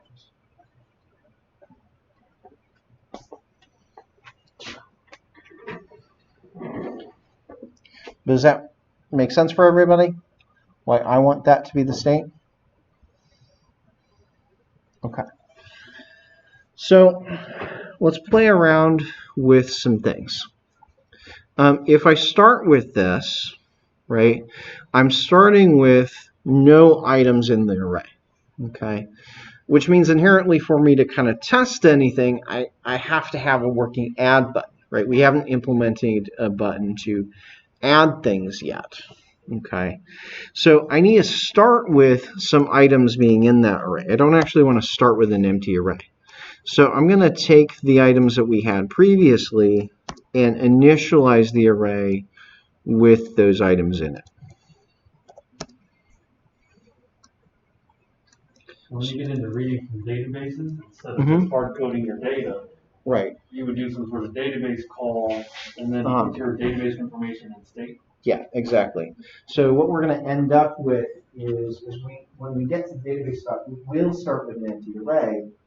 We'll send off the request to the back end, which will give back us an array, and we'll then update the state with that array. So yeah, that will come in later, which is part of why we need to do the other part of this. So here we're just not dealing with the database yet. We're just trying to talk about what happens if we're doing this all in memory. Everybody good with that? So does this make sense? Just start with, hey, our state is an array instead of our state is a single item. Okay. So one thing that's going to come out of this, all the logic that we wrote to update the state, these 3 handlers are going to be broken. We're going to have to fix them again, unfortunately, because we've changed how the data is structured. Unfortunately, that's going to mean we're going to have to make some changes here. I'm going to go ahead and ditch those 2 lines here. Okay. It also means I need to do a little bit of work down here to generate the card items themselves. Everybody see that? So previously I hard-coded card item, card item, card item, right? I said there's 3 card items, right? But now I have like a variable number of card items, right? I have an array of items, right?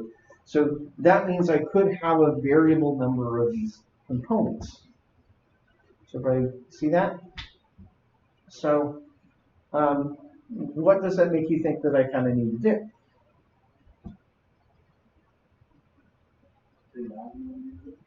I might want to do a loop, okay? Which is a good thing to ask, right? I might want to do a loop here. I have a problem with it. Okay? So remember a for loop and other kind of loop statements are statements, right? They're a whole line of code. This right here, this is an expression. This is just one line of code. It's one very long line of code, but it's all one. All this stuff is part of this return statement. So I can't actually put a for loop in the middle here. I'm not allowed to. It's syntactically just completely illegal. So I can't use a looping. Is everybody good with that? So what I'm going to show you is a different way that we do this. It's going to have the same function as a loop, but it's not actually going to be a loop. Okay? Everybody good with that? All right. So what we've got in here, that's now gone. Okay? What instead I'm going to do, I'm going to put a pair of curly braces. So curly braces says, remember, I'm jumping into JavaScript land. Okay? I'm jumping into JavaScript land. So what I can do here is I'm going to say, let's take the items, and I'm going to use a function called map. Map allows us to transform one thing into another thing. Okay? Or rather, an array of things into an array of other things. So what I'm going to do is I'm going to just do a very simple transformation. I'm going to transform each item one by one into a div, and that will contain the x.name. Okay? So what we should see in the page now is just a list of the names of the products, right? The names of what's in our part, okay? Which is not exactly where we're trying to get to, okay? But basically, that's the way that we do a loop when we're working with React. Rather than looping through the items one by one and saying, turn this into a card item, we use a map, and the map does the looping. So it goes through the items one by one, runs this little function here, x arrow div x name, and generates a div for each one of those. So the idea with map is it takes one array, maps it to another array, returns an array, and we can just literally put an array of components, an array of HTML or array of XML elements out there. Is everybody good with that? So map is a really useful tool. Okay. Now, another thing I want you to show, one thing I want to show you here. This is the array.map method, which actually is built into JavaScript. Okay. Commonly, I don't use that map method. I use something slightly different. Okay. So there's a library in JavaScript that's actually tremendously useful called Lodash. We haven't really played much around with it yet, but it's a really, really helpful library. So Lodash has a bunch of different methods that work with arrays and objects and are really good for kind of scenarios where we're here. So most React applications that you see will be using Lodash somewhere. Okay, it's one of the most popular dependencies. So in order to get Lodash in here, It's interesting that it doesn't come with it. I know you said it's new. actually Lodash is very old at this point. Lodash is very old. You're not telling me that it was a 2019 thing? That was Immer. We were looking at Immer. So Lodash, okay, is a library. It's actually been around for a while. In fact, originally there was a library called underscore.js, and that actually stopped being maintained, and then somebody else came along and kind of forked it, made a new version, and that's Lodash. So Lodash is actually the newer version of underscore. I guess yesterday when we did create React app, we saw that there were 1,000 dependencies, but Lodash wasn't one. And that's my surprise. Yeah, but there's a good reason for that. So there's the good reason for that is that Lodash gets updated all the time. Part of that is there tend to be a lot of security vulnerabilities that come about through some of these methods that people find. I think that Lodash is one of the most one of the libraries that I've seen the most bug reports about, the most security reports about, for a lot of different reasons. So if it was bundled automatically with Create React App, you wouldn't be able to update it. You wouldn't be able to get those security updates. And so by them not bundling it, you have the chance of not using it if you don't want to, or you have the option of getting those security updates. So it's actually better that they don't, is kind of the opinion. It has a few advantages over the built-in methods. Lodash handles a lot of error cases a lot better. So for instance, if your array is null or undefined, it doesn't crash your program. It just says, oh, okay, I'm going to treat it as an empty array. So it's actually a lot more resilient, and actually in some cases it's actually even faster than the built-in methods. Plus, it will detect if your browser has that method. So if the browser's map, for instance, actually is a newer method that not all browsers have, so Lodash will say, hey, is there map there? And is it fast? Maybe I'll use map. Otherwise, it will use its own version of that. Okay? So, we imported it. Has everybody installed Lodash? You have it as your dependencies? Okay. So, I'm going to start my server back up to make sure that that's running.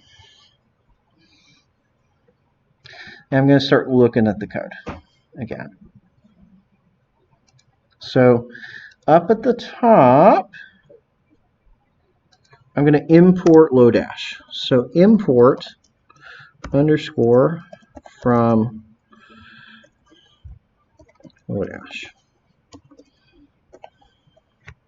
So there's a convention in Lodash that when you import it as a single underscore.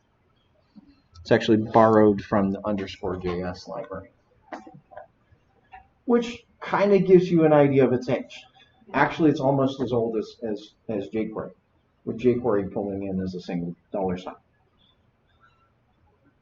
So you have jQuery and you've got Lodash. Lodash is an underscore.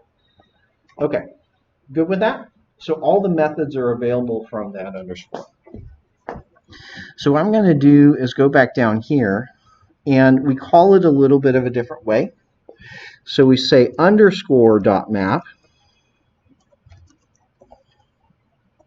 The first parameter is the items, and the second parameter is our lambda.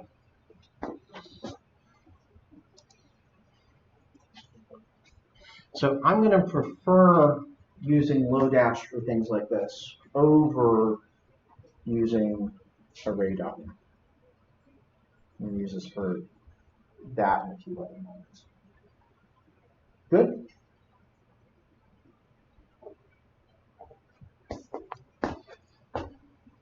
Again, the main two reasons for that is it deals with errors better, and in some cases it's actually faster. Okay. So looking back here, that's just running through Lodash's map method instead of JavaScript's map method. Okay. So what I actually want to do is I want to say for each item, I want to turn that into a card item. Now I'm going to say item is equal to X.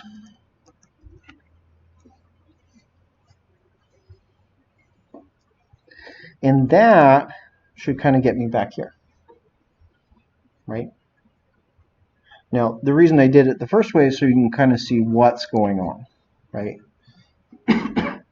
But that's our magic sauce, right? So we use this map function to map the array from one thing to another. So we go from an array of the data elements, the models, over to what it's going to look like on view to use it. Cool. So that gives you a very easy way to say, hey, I've got an array of things, just turn them into something that you can see. You just map them. Questions? One thing I might want to do, just from a readability standpoint, I might not want to call this X. I might want to rename this to item. So it's a little bit easier to read as we go through with this. The thing to keep track of, though, is that is, again, it's an object rather than being a cart item component. Okay, so we're translating from those components. I think we should probably, you're checking your clock, we probably should take a break. It's a good time. It's definitely a good time to go take a pause and come back to it. So, let's see. 15 minutes? Sound good? Maybe? 15? Okay. So let's come back at 2:50. Come back at 2:50.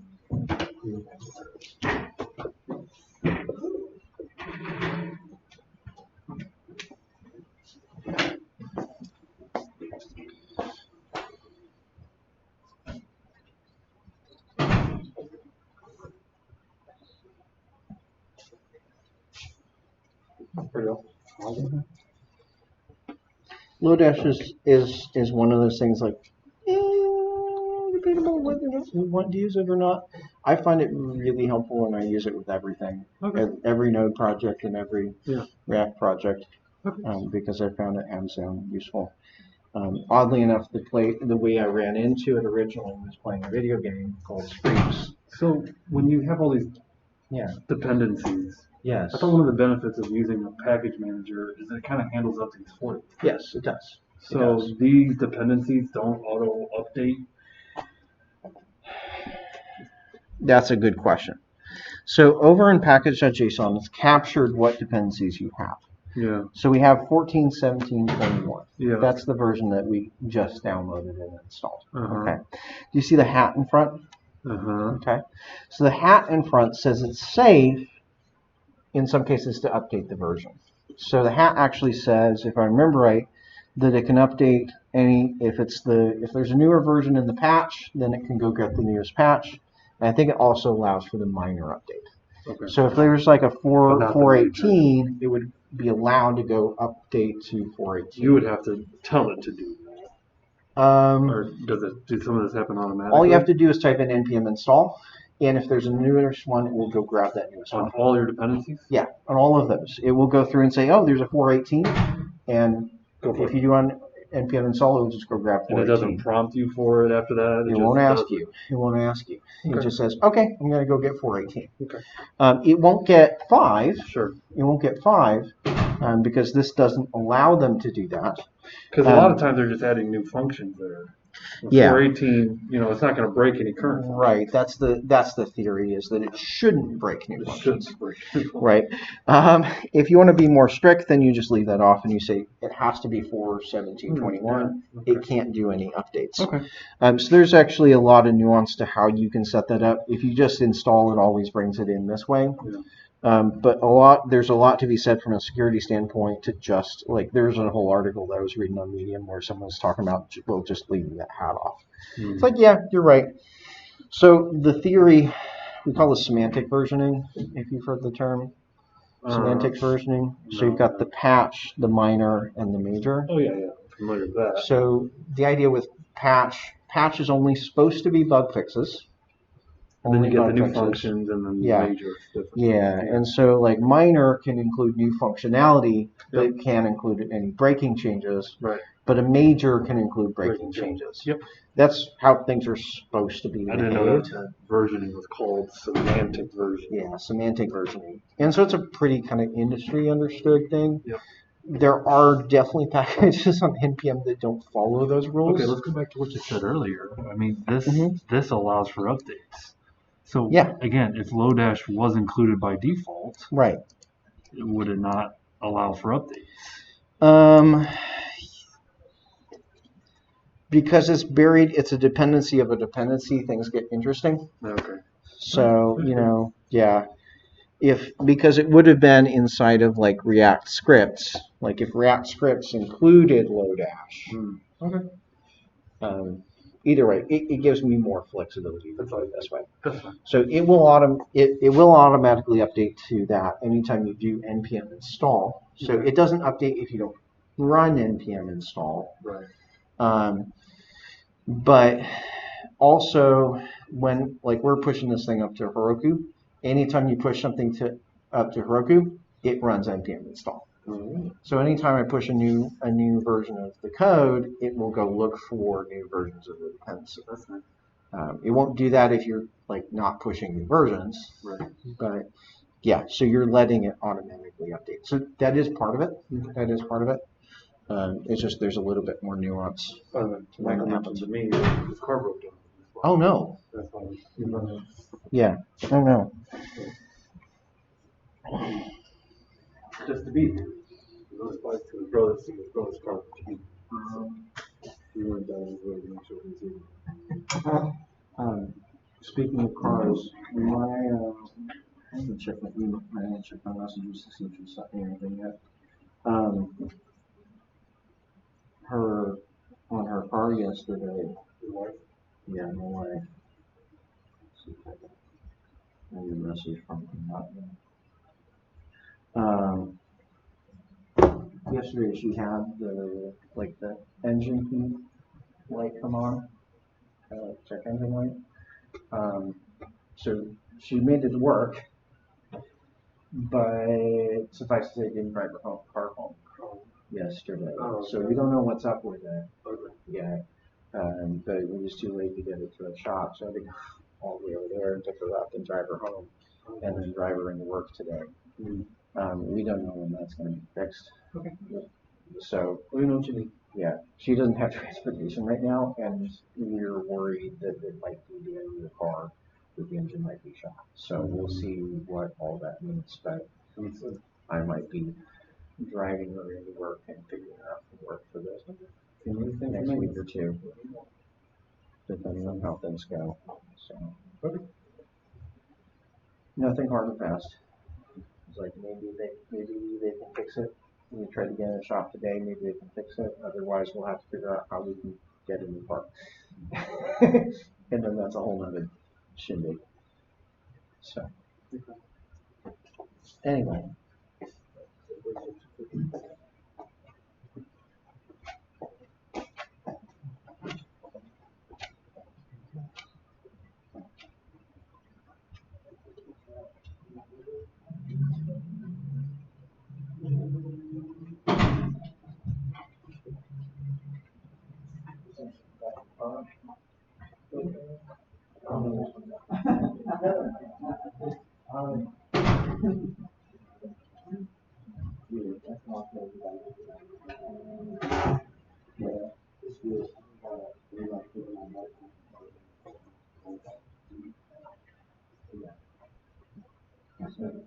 You always try to get to it early in the morning, you walk the things and these fast, and me or him can work at 45 and so you can say,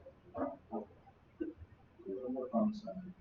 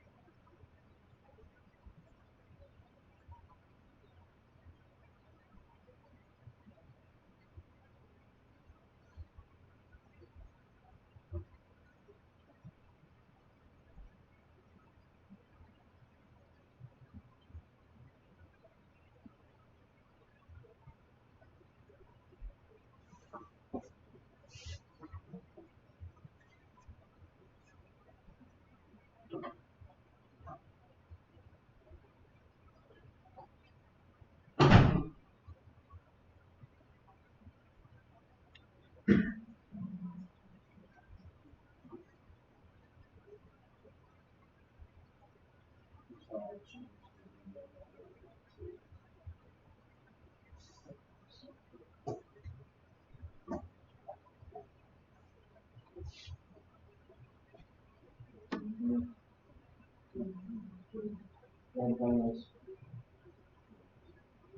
it is.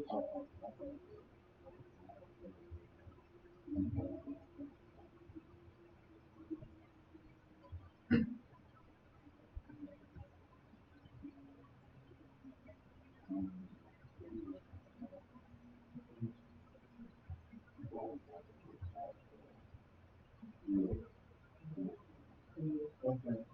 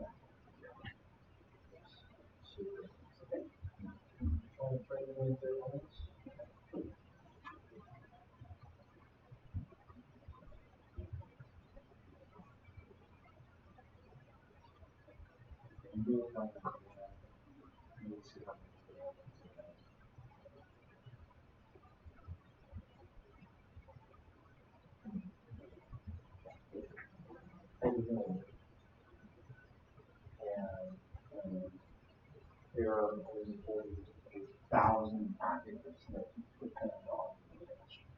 So these would all like all of those are great.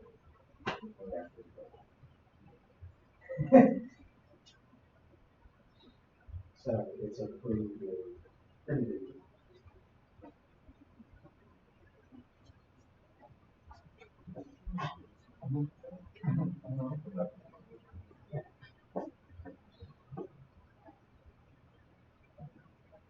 Yeah, we fix that. Yeah, that you should be having that. That's a thing. Yeah, it's part of yes, it's quite broken right now. It's quite broken. Oh, because we have to fix all those things, and that will it will be broken.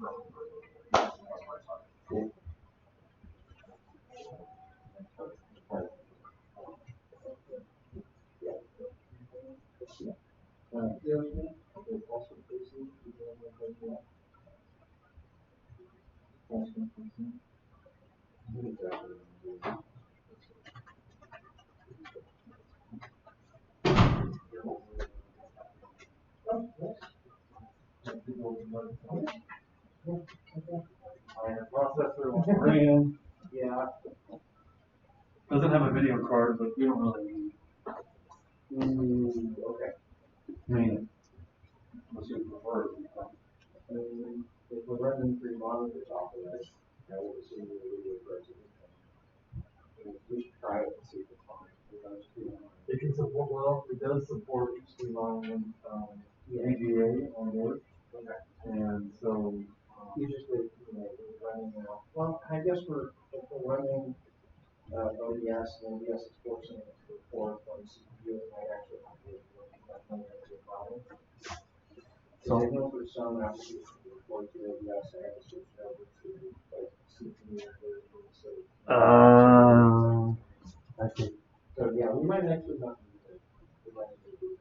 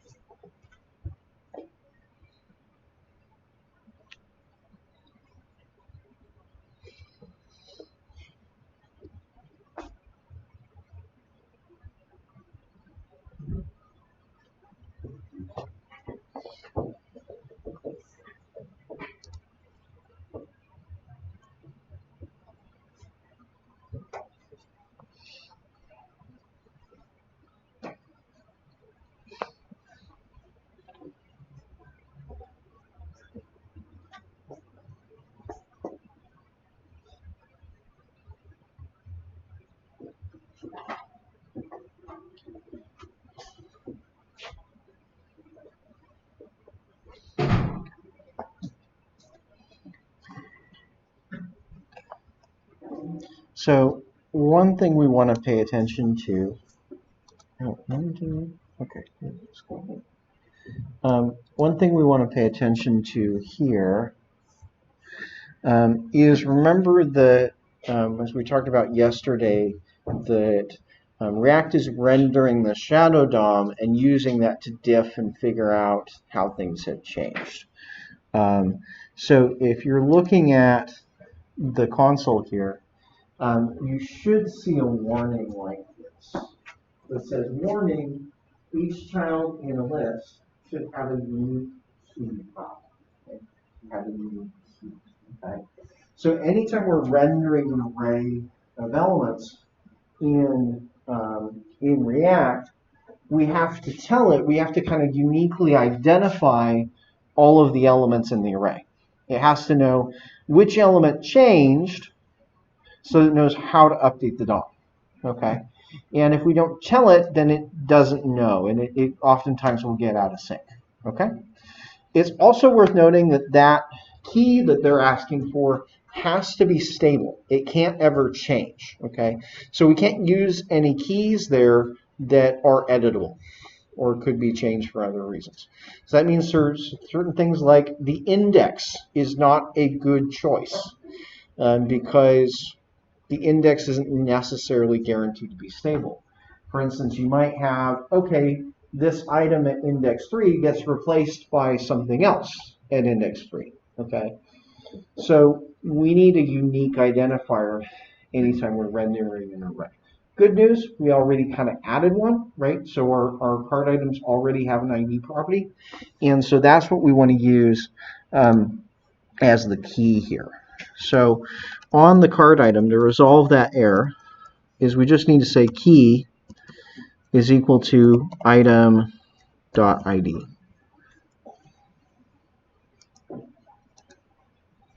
If you didn't already change this from X to item, make sure you do that now. It should be item arrow, card item, item ID. Item. So that's going to give it a way to uniquely identify each of the items, and that will let the diff work and know, okay, when you add or modify the array or different things like that, that tells it how it needs to move things around. So, like if we remove an item from the middle of the list, it knows, okay, item 2, item 3 went away. Or if I add an item to the end of the array, it kind of knows how to figure those things out. Cool? Okay. That's one thing we need to do there. That should get rid of that red error that we were seeing before. There's also a yellow error here that I'm seeing. It says use state is defined but never used. It's yellow meaning that it's a warning. Does everybody see that that's on cart item.js line 10? And then there's some mentions about stuff in cart list. I can deal with that if I go to the cart item. It's referring to that I have a reference to use state at the top, which I'm not using anymore, right? So because the cart item has no state. And so that's getting rid of part of that. There's still going to be a warning there about cart list, about set items, and on and change, and on quantity add. That's okay, because right now we need to fix some things. So it kind of looks okay when the page loads, right? Kind of looks okay when the page loads. If you do anything such as try to change that, it's immediately going to crash because on and change is not defined. Okay, or if I try to add something, it's going to crash again. So the reason for that, and if you kind of look into the error, it says in cart item, well, it's trying to call on quantity add, that's not defined. Because I need to go back in here, right? Remember previously we had registered those event listeners when we constructed the cart item and said, do this when the name changes, do this when the quantity is increased, do this when the quantity is decreased, right? I'm not hooking up those event listeners anymore, right? So I need to put that back in. Does that make sense for everybody? I need to put the event listeners back in there. So we're going to add that. So in here I'm going to say on name change, as we did previously. I want to take the event. I want to tell it what to do. So I probably want some on name change handler of some sort. That's definitely going to take the event. Okay. Now, what were the other things that we previously passed to on name change? Remember, we had to add two things. Item and set item. Okay. So item we still need, right? The reason we had to add the item is we have to know which item we're working with. Okay. And previously this was like item 1, set item 1, right? And because I had a different item variable for each, right? Well, now it is going to be item, right? It is the item that we're working with. It's the same item that we hooked up to the current item, but I don't have a bunch of different setters anymore. I just have one setter. Remember, I just have set items now, which means I really don't need to pass.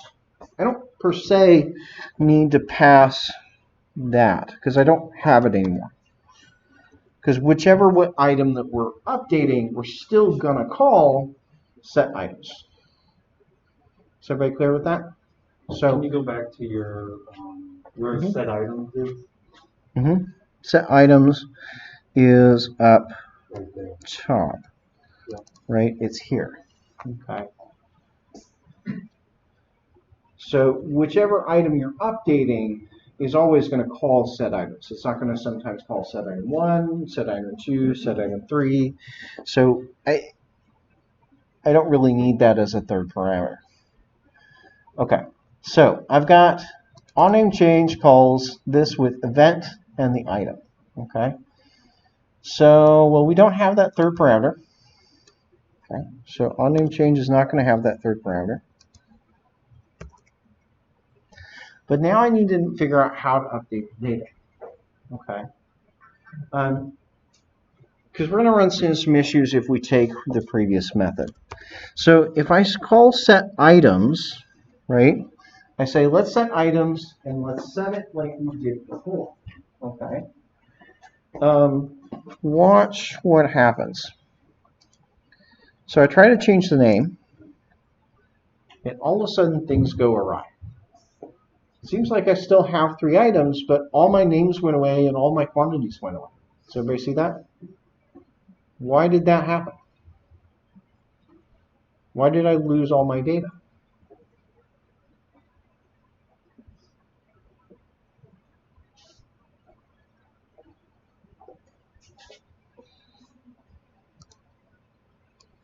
So remember, set items contains what kind of thing? It contains an array now, right? So set item, our items or item state, right, is now an array of items.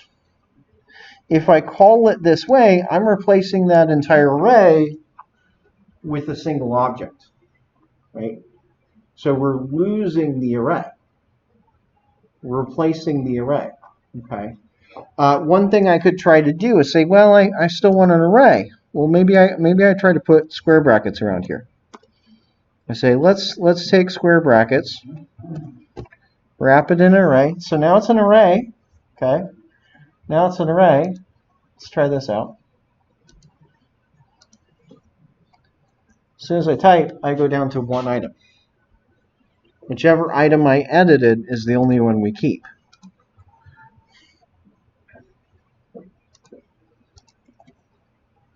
So part of the issue with anytime you update the state, you have to put the entire thing back in there, right?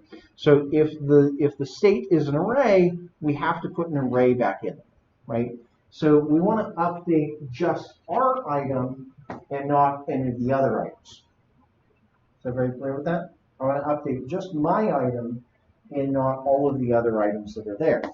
Okay, so I have to take a different tactic. I can't take that approach. So I'm going to put it up to you. What do we do? I need to update the state. I need to update the array. How am I going to do that?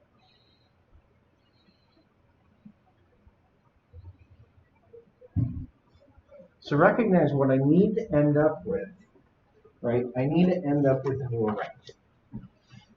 Okay? If I model this out a little bit, what I'm trying to do is I have an array. In that array, I have ID 1, name,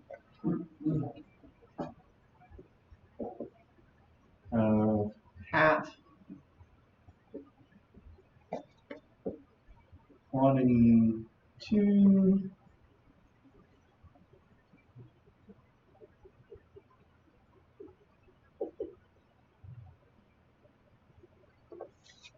and I've got this.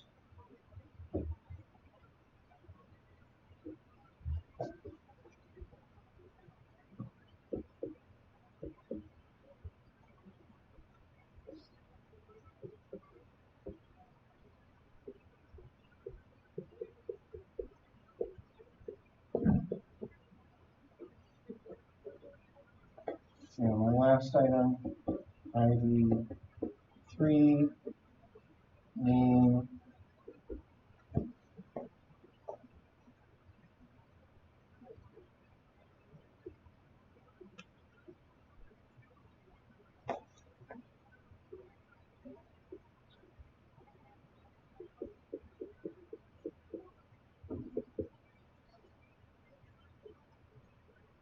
okay?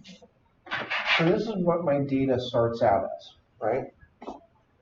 If I change the name, let's say I change this name from here to boot, right?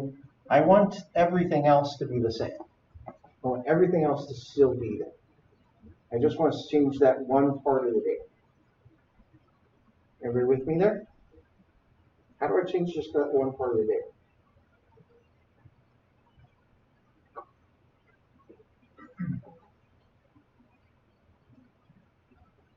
You could do like an array out find or something. Okay. So we could say items.find? Yeah. Okay. What am I looking for? Where your item, the parameter that's coming, where it's ID matches. The ID of the object in the array. Okay. So we're saying the item that's coming in, so item dot ID, right? Okay. So let's find it. Okay. Now I found it. What's next? So I found the item with that ID, or I may have not found an item if there's no item with that ID.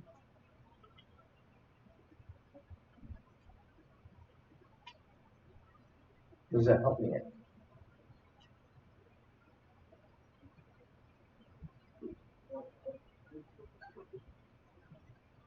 Maybe like what we do is like set it to a variable.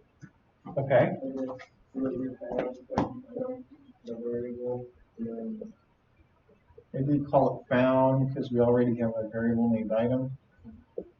Found. like change the found out name to the new name. Okay. So found dot name equals new name. Okay. Is it updated? Is the data now updated? Does it look like this? The answer is yes. Like items looks like this now. But your screen won't change. Because doing that doesn't trigger the data be rendered again.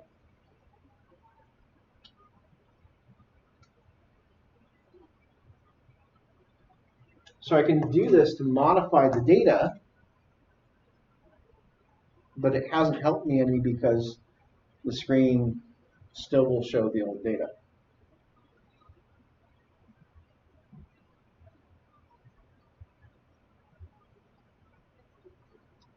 I thought you were doing this inside a set item. I'm doing this in terms of on name change, but I haven't called set items yet. I need to call set items, right? Can I call set items?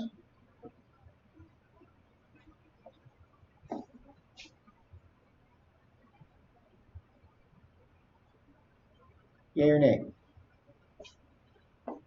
Okay, so let's say we find the item, we try to update its name, and we call set items.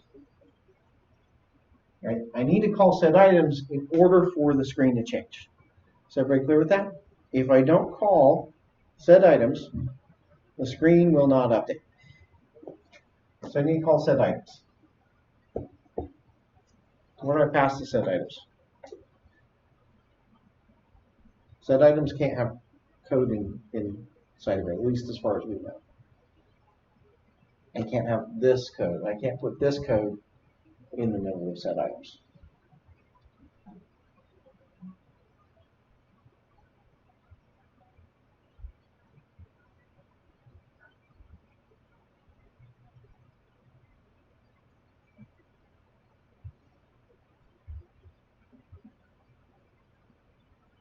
So I'm going to set the items here.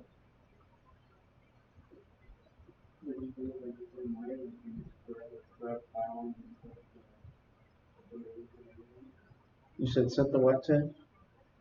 Like view file, like correct file, and then set name equal to.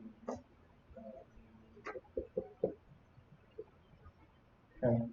If I do something like that, I actually still have the same problem because now I'm setting the whole array to a single item. But what needs to be in here is the whole array of items. Yes, David? Maybe like a copy of the original one. Maybe make a copy, right? I need to end up with a copy. Because remember what I said earlier is if you just give feedback the same thing, it doesn't do that. So if I don't call set items at all, it doesn't update. If I say set items, set it back to items, this is still the same array, and React says, okay, I don't need to do anything because nothing's changed. So I do need a copy, right? I do need to come up with a copy of the items array. How do I come up with that copy? Because this needs to end up being what I set it to, needs to be a copy.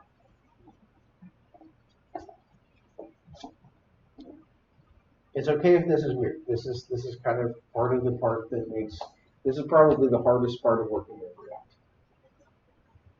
So it's figuring out how do I make that copy? How do I update the state?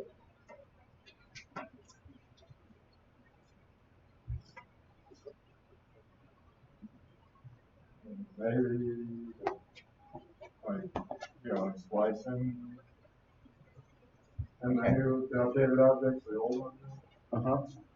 So remember what splicing does. Splicing is basically for removing an item. Yeah, I forget the method, whatever we want to replace. Yeah, or replace. Would that be something like if I said items 2, replace that with a new thing? I mean, that would be replacing the third index with a new object, right? Does that make sense? The problem still with this is you still have the same items array. So it's still not a copy. Does that make sense? It's still not a copy. I need a full copy.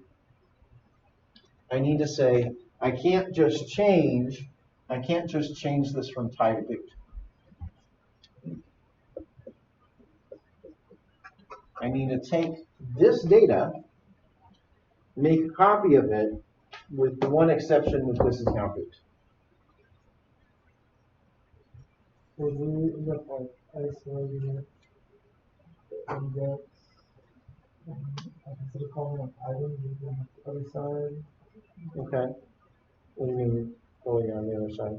So like, whenever you do an update, you just like say like, whatever like fields are updating, you just isolate that index, and then update. So let's backtrack and think of a simpler problem, okay? How do I make a copy of an array? How do I copy an array in the first place?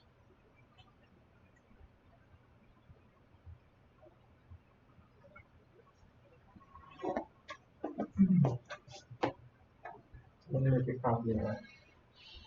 So let me ask you this.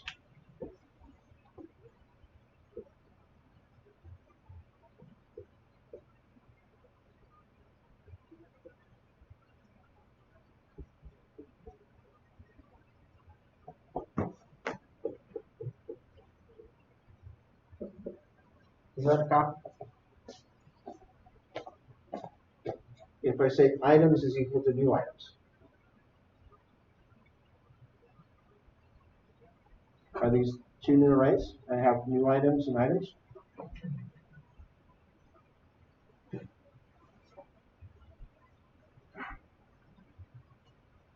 you remember terms passed by reference, passed by value, maybe covered at some point? So if I do this, I have both of these are an array, items and new items. But the problem is they're the same array. If I make changes to new items, that affects items. If I make changes to items, that affects new items. They're pointing to the same place in memory. There's the same reference. Okay. So if I just do this, I'm still pointing the same point in memory. I still have this problem that set items doesn't do anything, because as far as it's concerned, it's the same array. Okay. So I actually have to make a copy.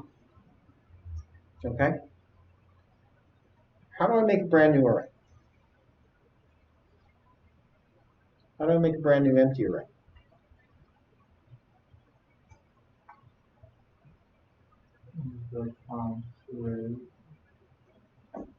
What? Brandon, you had a finger up? I would just put brackets around items. Okay. So if I do this,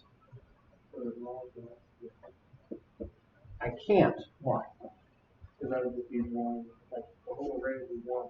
Yeah, it's an array containing the items array. Right? So this makes the element, the items array, an element of the other thing.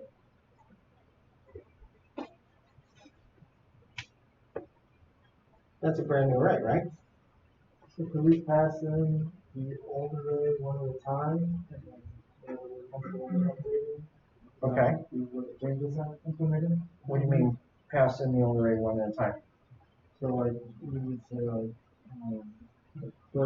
the first item, and then we make changes to the second item. That was when we were updating the first add and the first Okay.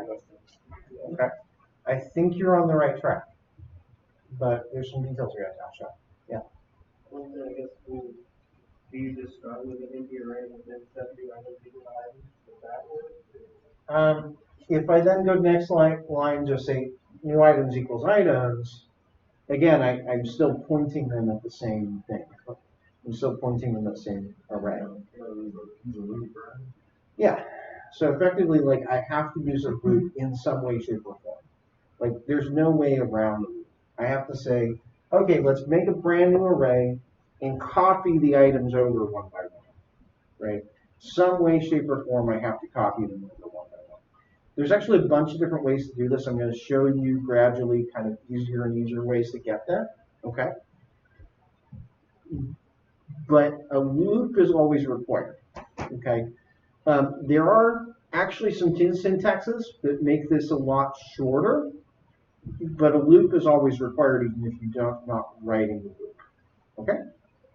So here's the long way of writing this out. For let I is 0, I is less than items dot length plus I, loop through one by one, new items I is equal to items I.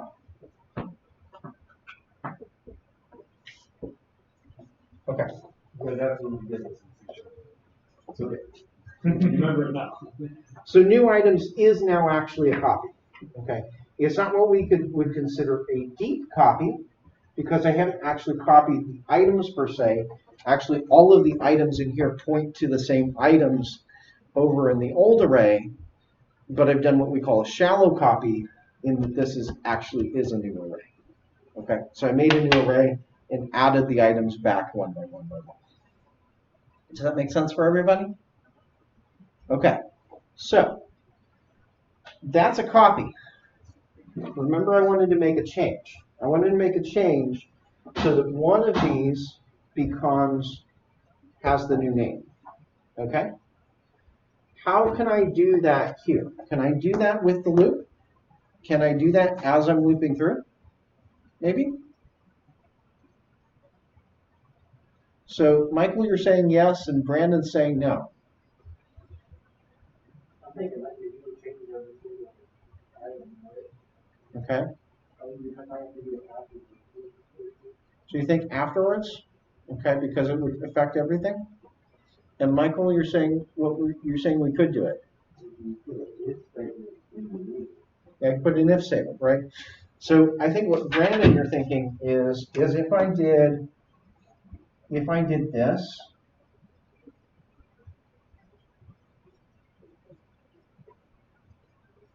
new items I dot name.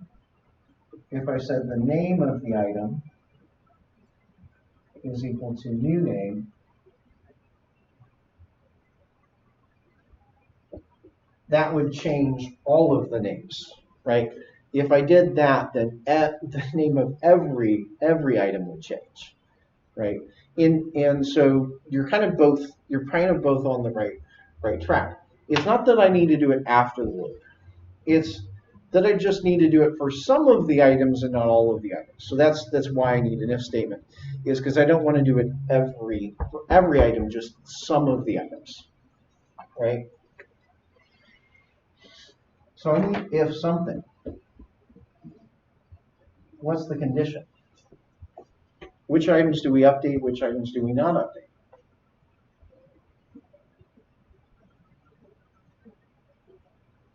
What do we know about the item that we want to update?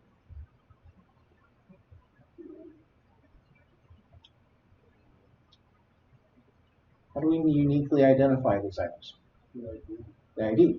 So we know the ID of the one that we want to update, right? So we can say if new items, I dot ID, if this is equal to item dot ID, then and only then do I want to update the name.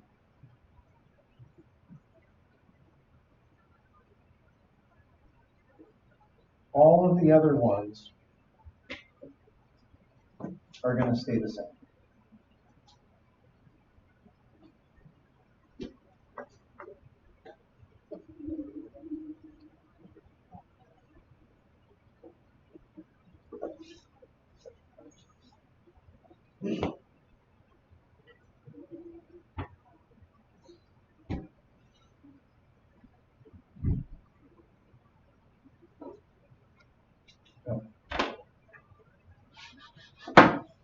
So I'm going to end that loop.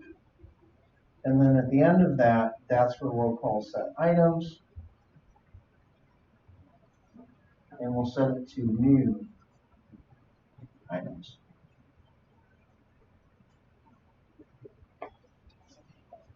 Does that make sense for everybody? So I loop through each of them one by one, making a copy of the items one by one. For the one that I'm interested in that has that ID, I change the name. I change the name to new name. Okay. And then finally I can call set items. This works. React will look at this and say, okay, the data's changed, I'll show the new thing. Let's give it a try, and then we'll come back here and I'll show you some shorter ways to write this very same thing.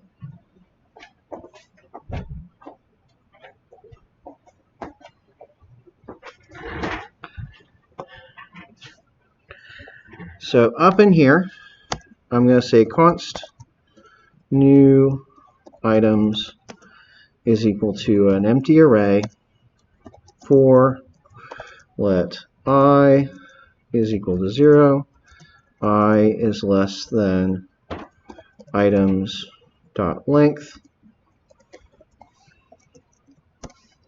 loop through, third part, plus I, new items I is equal to items I if new items I dot ID is equal to item dot ID, then new items dot name becomes new name. Here's a question. So the if statement inside of the for loop versus doing something like this, you just do it on new items. Does it make a difference? Basically, yes, but I have to do it on new items. You got to do it on new. I have to do it on new items. Yes, you're right. I could do that on new items, as long as I'm doing it on the copy of the array rather than the original array. So items is new items.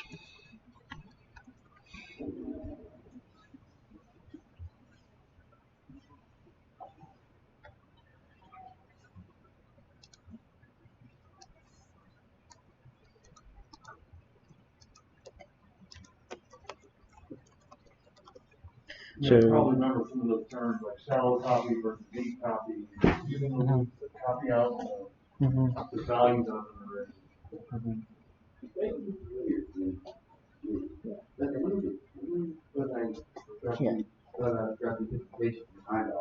Yeah. Yeah. So I make a copy of the array one by one, change the one item, stuff it back. And so if you try this with React now, if you try to run this, you should be able to change the name and it works again. Okay. So let's just check that everybody's in the right place. So something's not right if you can't change the name. Namely, you're never calling set items. You need to call set items again. And this needs to be up. Oh, actually go back. You want to say if you're going to do an index, it needs to be index. Const index, because that gives you back the index. Yeah. That's what we're doing. Okay.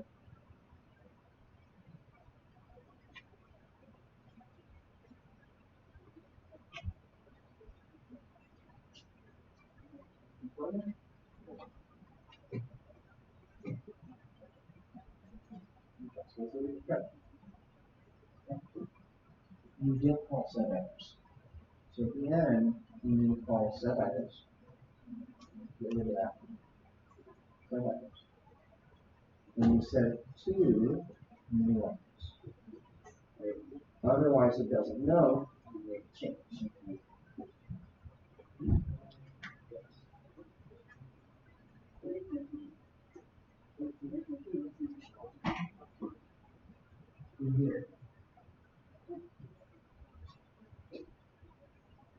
say on change.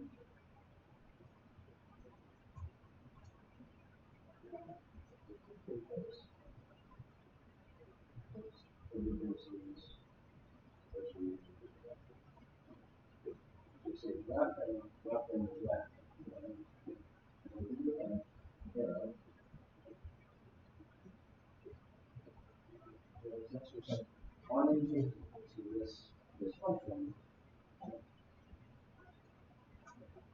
So it's called formation. And pass in to that.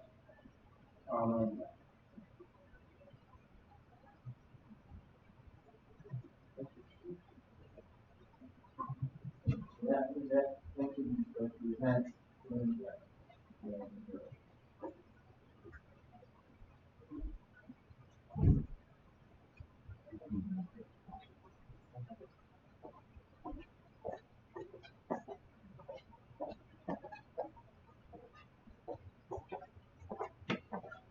so.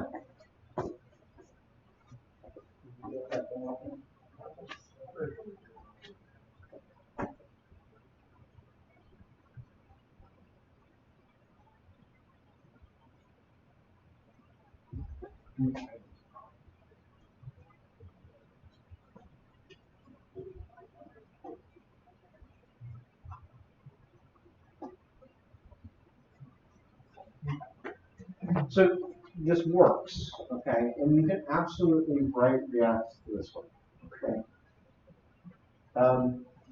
This is cumbersome. I'm just going to say out of the box. This you can do it, but it's a pain in the butt.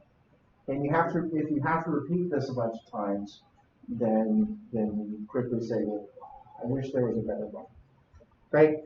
Because we're going to have to do this how many times? We're going to have to do this for the name, or do this for quantity. We're going to have to do this for if I've got 5 different lists, I'm going to do this 5 different times. Not really handy, okay? But just let me be clear. Every version, every variant, every different way of doing this is the exact same code. It's just a shorthand for this. Are we clear with that? Every other way that works is strictly a shorthand for what we're doing here. Okay? It's just a quicker way to write this. Yes? You said an update function? I couldn't hear what you said. Maybe. So what I want to look at is what's kind of going on. There's a few things I can do. There's a few things that I can do. There's a few things we know. Is it okay if I erase this down here? Maybe?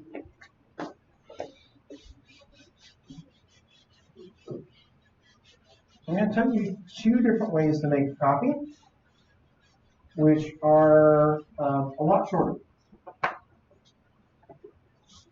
So one way you can make a copy is like this. Const new items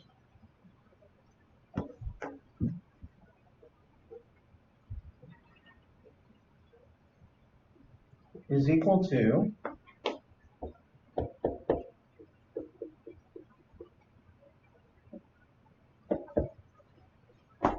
copy done. This loops through the items one by one and copies them just like we did with the formula. Exactly the same thing as writing the formula. Everybody see that? That's a for loop. It may not look like it, like the ... that spread operator may not look like it's a loop, but it is actually a loop. Okay? The gotcha there is that we would need to then still modify the item. Okay? So this is one way that we can make a copy. And this technique is absolutely useful to us. So that's one way I can make a copy. There's another way that I can make a copy, which is new items, is equal to items dot map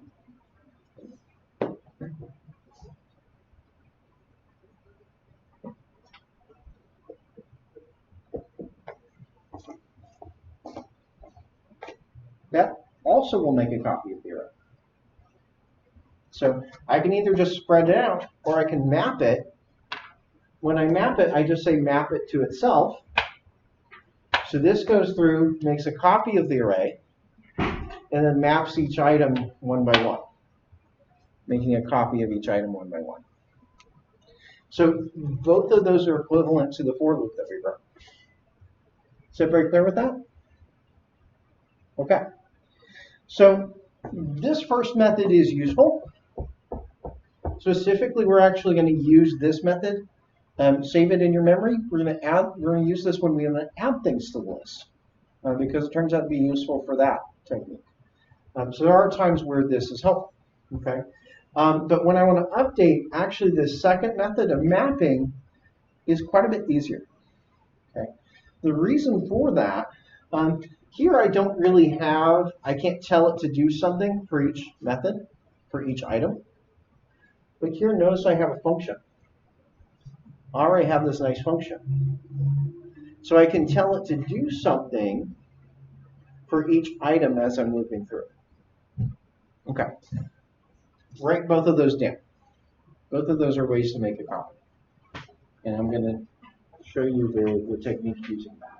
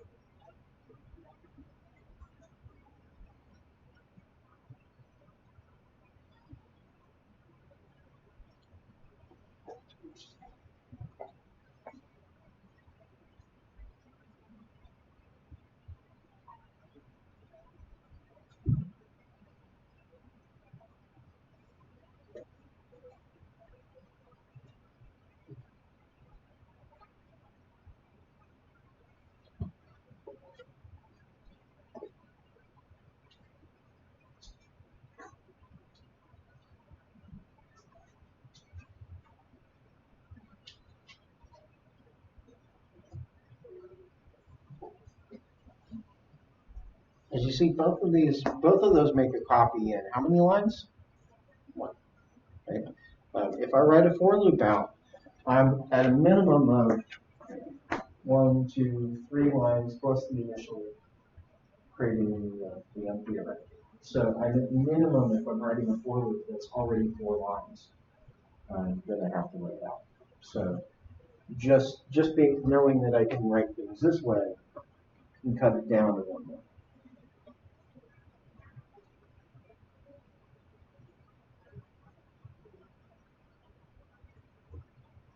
Okay.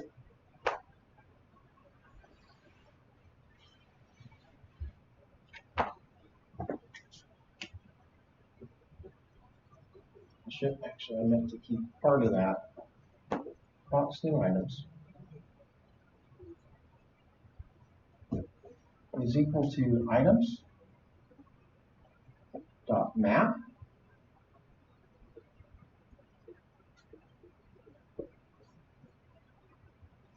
and here's where I need to get fancy. So remember that thing that I'm passing to map is a function. Okay. So I could go into that function. I'll put curly brace here. Close it out down here. And I could write some code in there. What's in the body of our loop? There's an if statement, right? Okay. If I can just put that if statement in there into map, we've got it. Does that make sense? So one way I can write this, I'm going to show you a shorter way in a minute, but one way I can do this is I can say, well, if x.id is equal to item.id,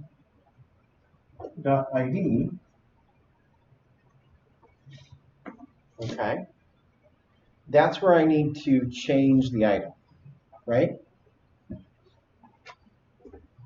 So I might say return, take everything in the item, which is called X, and say name, colon, new name. So I can spread the object out, say take all of the stuff that's already there, and then make new name the name. Else,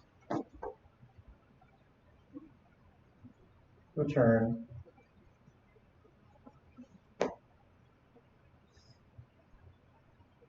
X.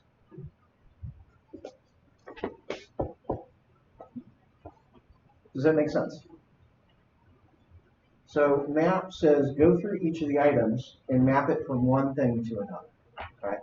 So if it is the thing with the ID, I need to return a modified version of the item. Otherwise, I just return the same item with no changes.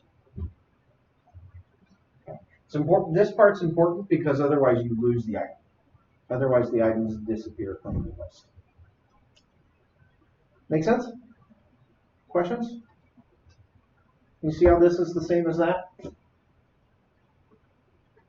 The only difference is I'm using map instead of using a for loop.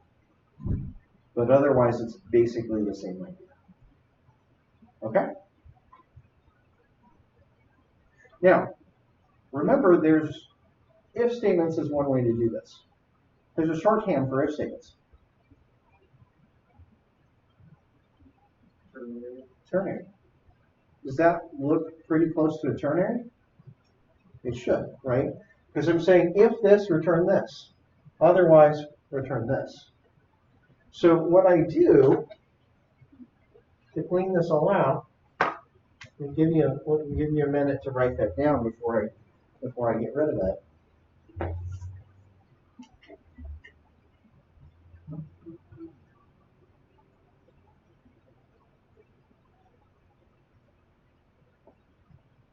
The short answer is the way I do this is a lot cleaner than this.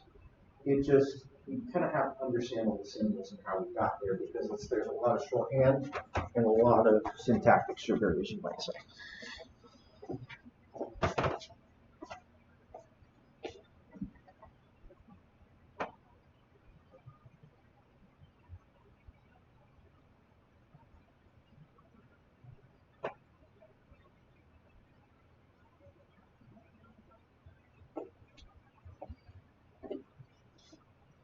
This is kind of the area that's kind of like iffy of like, does this fit with first semester? This is the part that I'm iffy about. The rest I'm like, absolutely, first semester students can do this. But this stuff you might have to give them a little bit more setup to.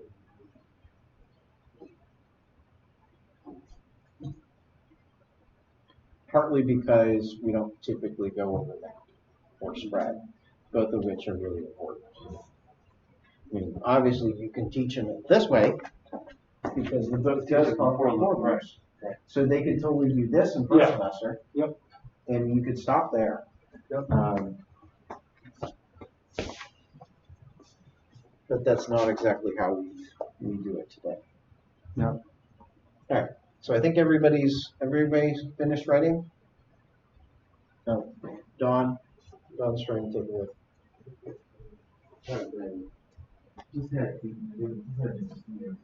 Yeah. So like that would be kind of the stopping point maybe for first semester for this. But these guys are going to go. Cool. Okay. So let's look at how we do this with the ternary. So with the ternary, this all becomes, I say, X dot ID equals item dot ID. Remember, that was the part that was in the if statement.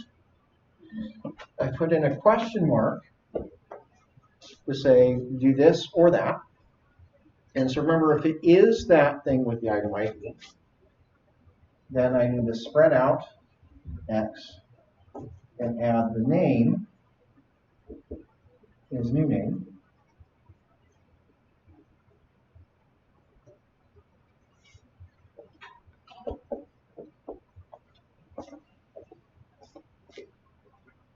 Otherwise it's X.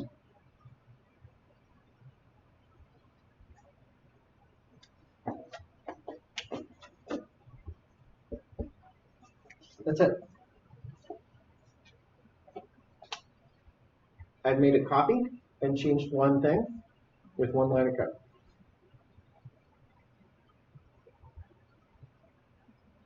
There's kind of a for loop and an if statement embedded in there. Both of those are using shorthands. I use a shorthand for the loop in the name of using map, and I use a shorthand for the if statement in the terms of using terminals.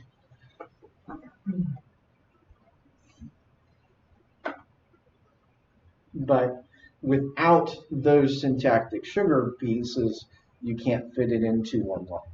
But that lets you get it down to one line.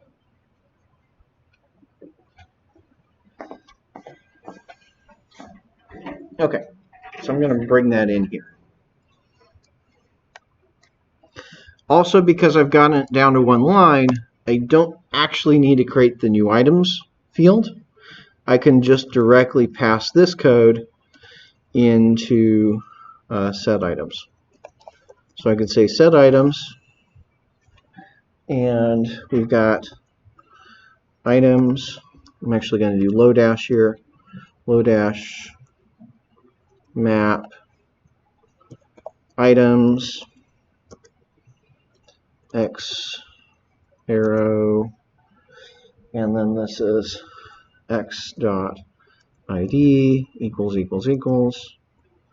item dot ID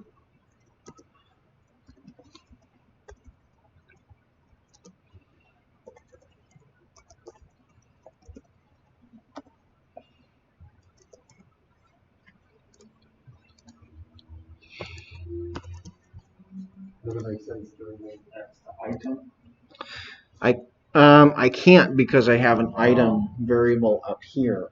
So I would have to rename this variable if I wanted to call that an item. So yeah, it'd be kind of nice, but I have two different variables that would collide.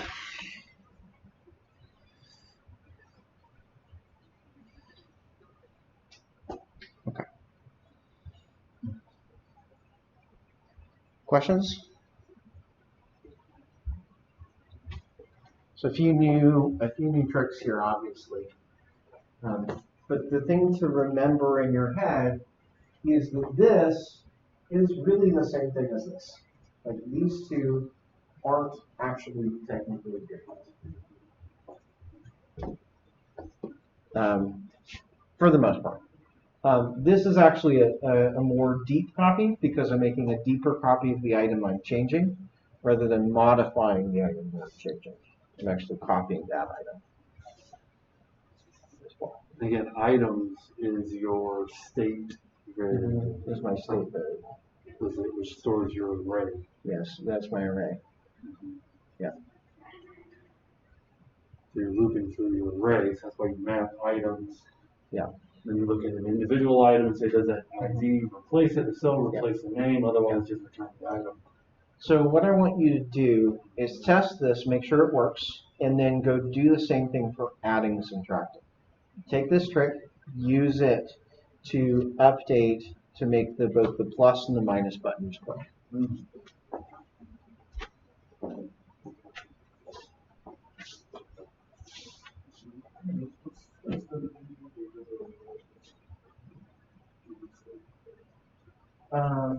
That was a part item. It's a part item you're using, bringing that in. Yeah, That's all.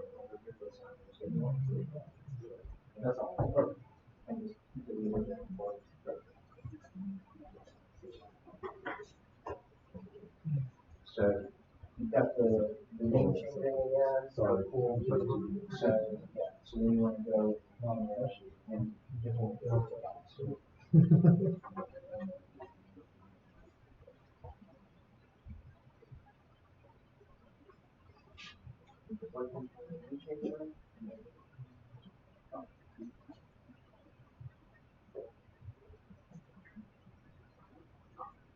Yeah.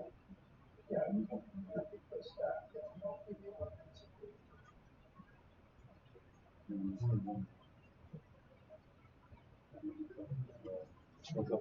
That's why you have one mention. You want to update something. Math works, but without that language. So you can use that for a different items. Oh.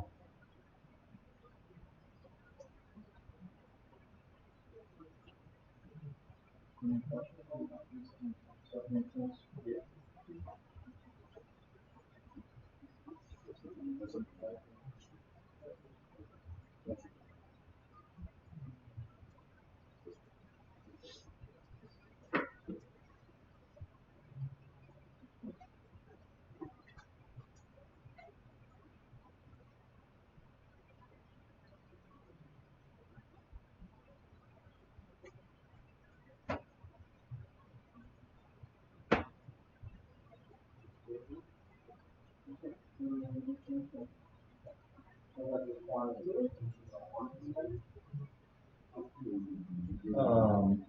The answer is yes. I don't know. What exactly? Well, it's just so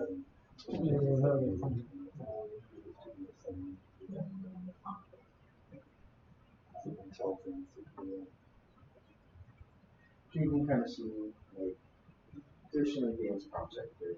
Yeah. I think in previous examples, we used the spread operator a little bit more, so they're a little bit more familiar with it. And I feel like I probably finally the type of series. Yeah, yeah. And we're kind of very, very good with language flexibility. It's like, well, this is the way I would actually do it. Which is quite interesting.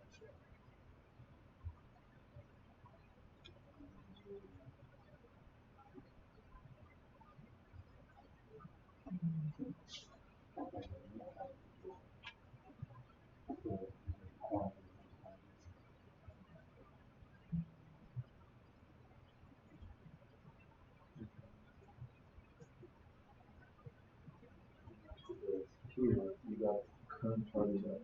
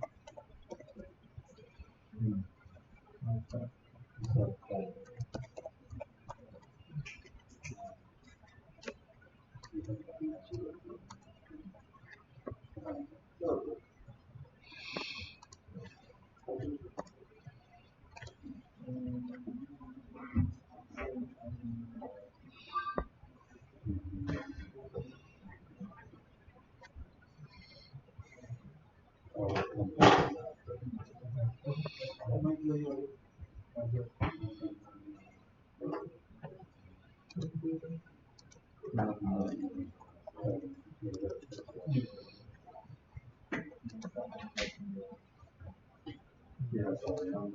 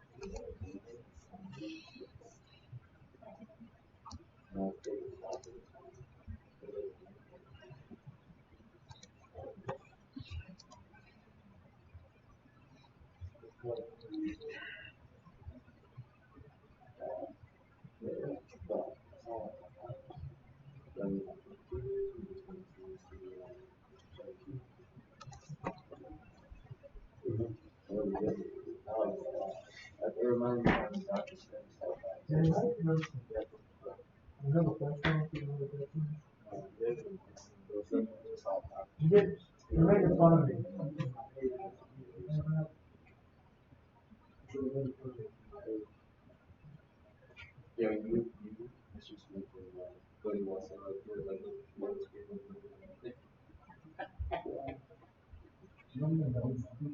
John. Yes, question. That's old. He's 22. He's like still 19, so. They're also like my goal. He's already got one starting off. Not sure we want to keep him back. That's good.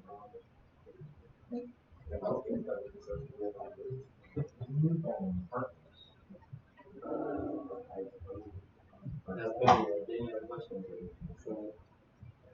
No, you're. You know, the theory with the death sentence, that's all the time at the same timeline.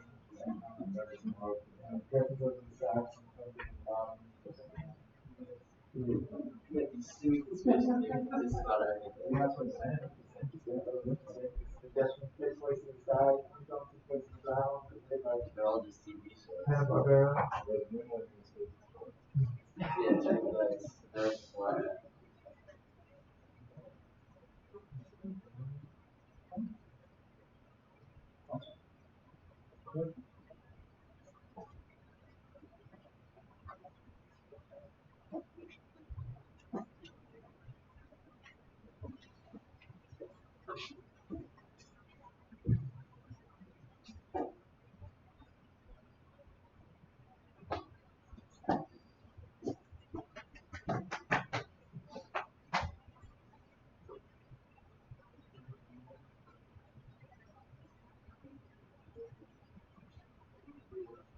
So why then, why do we use current targeting instead of using item?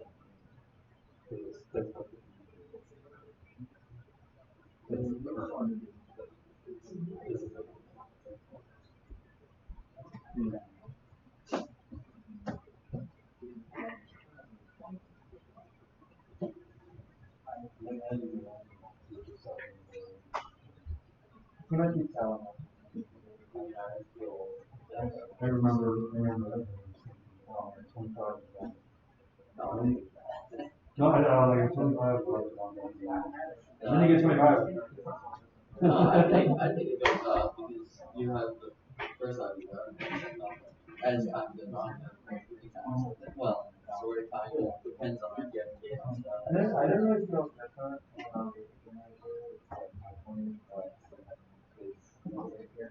I think that's how it's not just like a whole person, it's almost worse than the I think they're all Yeah, look for no traffic. So actually do stuff.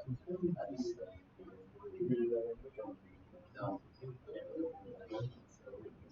I did the same when I sniffed early.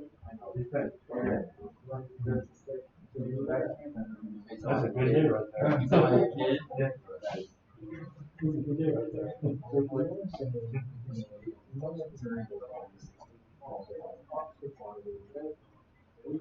Yeah. We did 4 birthdays.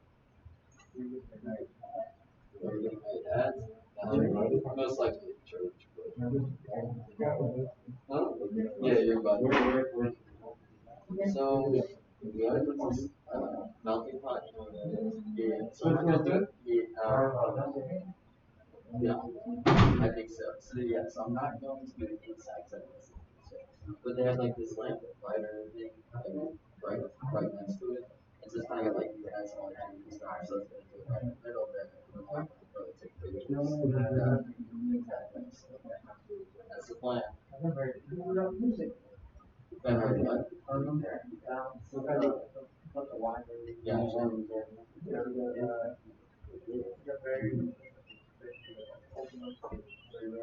Oh. We also did on 30 for about 4 days.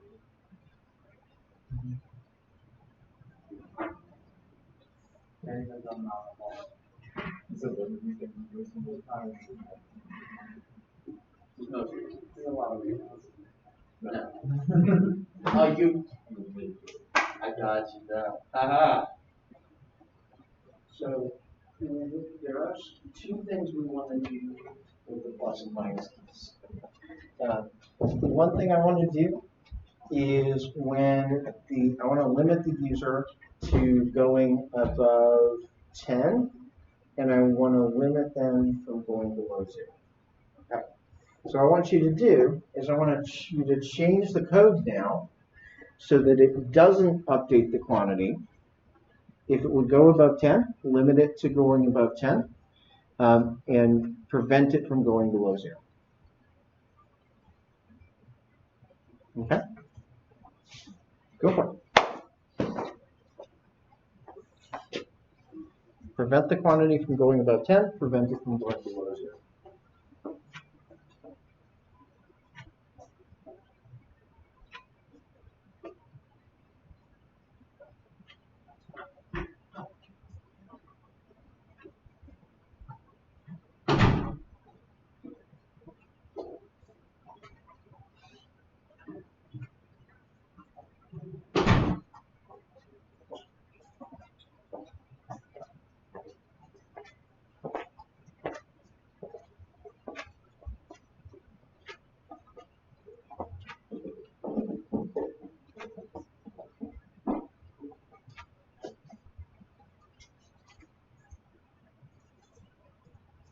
So this is the part where we're going to make it back up.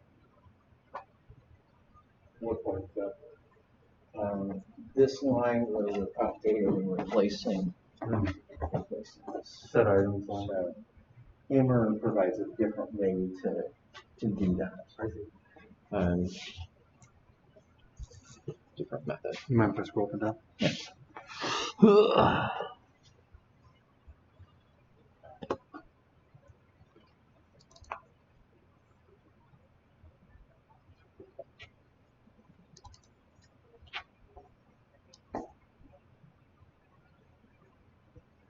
So would your database call be in here? Potentially somewhere else? Not there. It wouldn't be there. You would make an array, like anywhere else, you'd make an array and then pass it into here. So there's two ways to do it. If I can drive a second. So one way you can do it is you can pass it through props. Oh, yeah.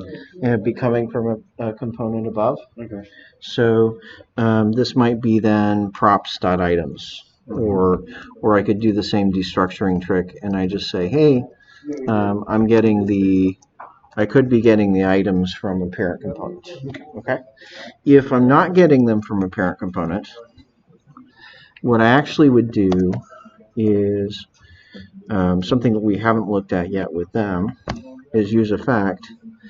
And the way that we're going to pull that in is we're going to say use effect. And then I think it's like that. Here's, obviously I'll be using local storage, so I'll need to pass something in from a reading of local storage. So it'd be use effect. Mm-hmm. You fetch it from the server or local storage. Mm-hmm. And then once you've read it, you're going to say set items with whatever where you got it from. Okay. Right. So that would be like kind of the same. Use effect is a method built in that'll be used to populate your.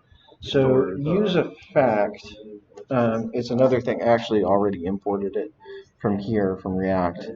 It's another hook. So use state is one hook. Was that there already?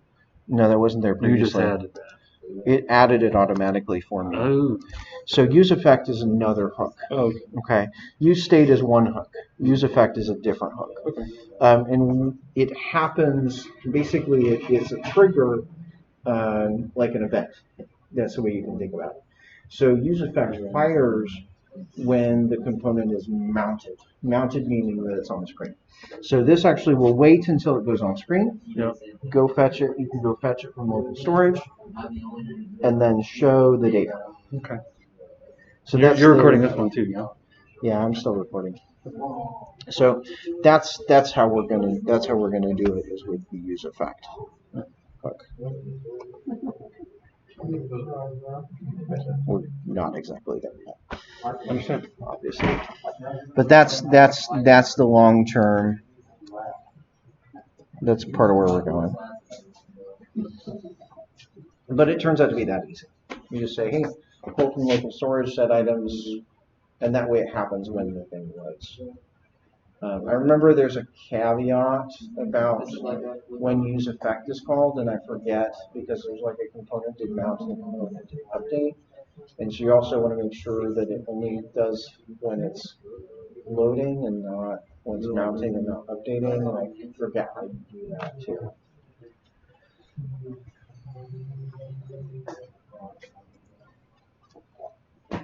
Okay. Right.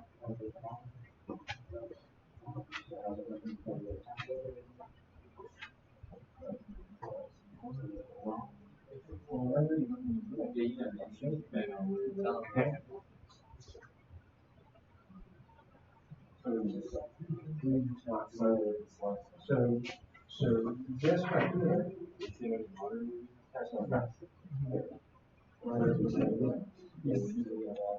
So how many foot that's 60 candles. Oh my gosh, I just call it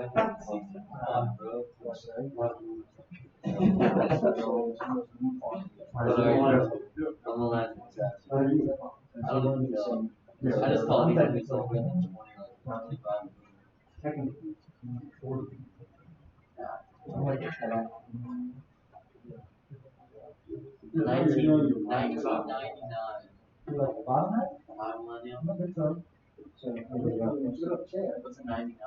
I would say that's how that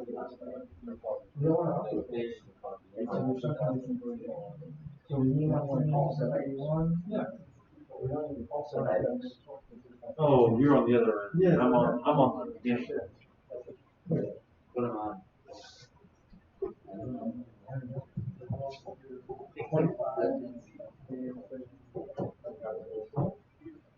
But they bring one in.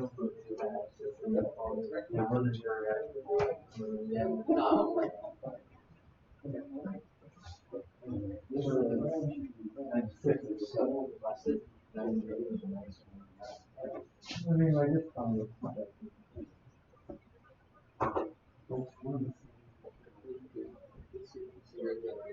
So like in HTML, Oh, no. I thought you were. so like when you're either with all the wisdom of this, no, the other one, you know, I'd say. I can only look to people to be.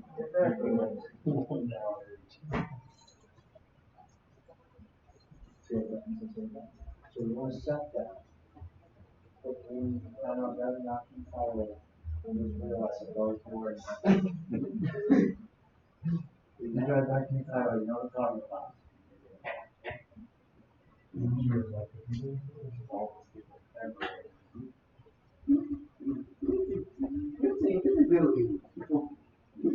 So people think about virtual zero, virtual from that right there.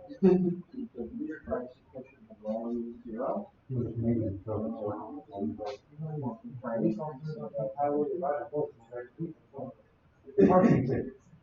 And it's like, this is what I would was a parking ticket.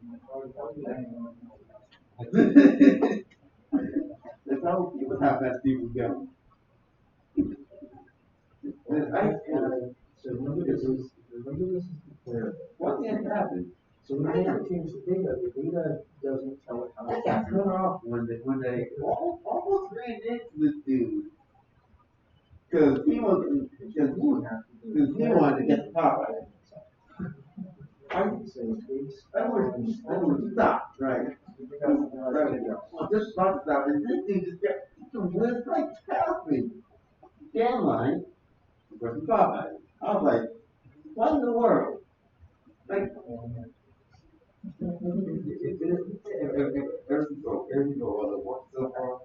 So the next thing, you know, the next thing. Oh, right. So when the user gets plus, if it's already in some stop, it's already in zero. What about here? Oh, there you go. Because you can. Perfect.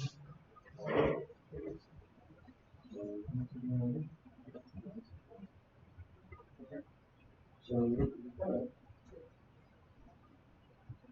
you're saying that the current quantity is less than zero. Then go up. Oh, it's the quantity.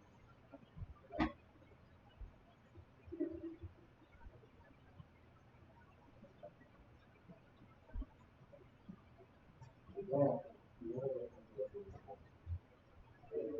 that's not how. So take a look at the code. You say the new quantity, if the quantity is going to is negative, then you're allowed to change it. You're only allowed to change it if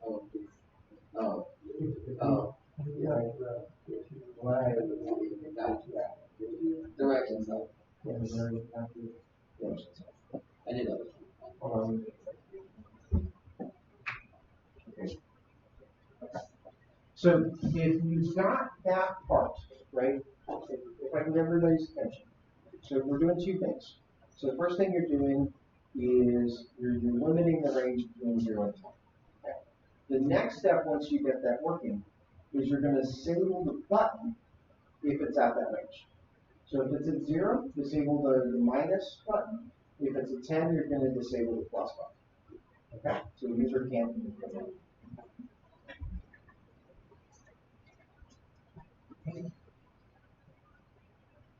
And I will provide some hints for that in a few minutes. Check that. So how are you doing here?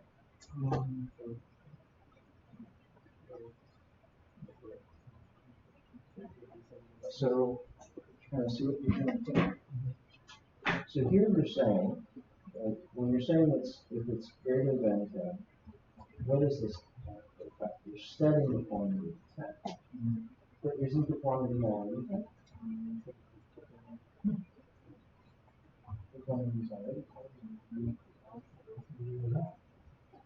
Let's try it and see if it has the same value.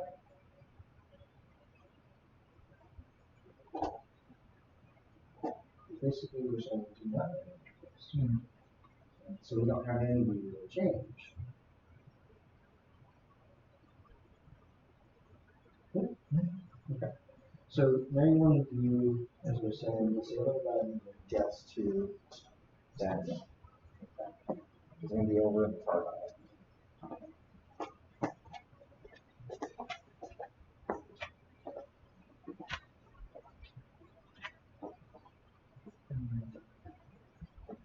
One thing, remember, we kind of talked about, yesterday.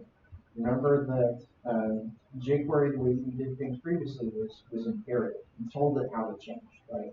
When we're working with React, it's declarative. You just say, given the state, this is how it looks. Right? So when we change the state, we don't tell it to make it disabled. Right? The thing is just kind of say, in these conditions, it will be disabled.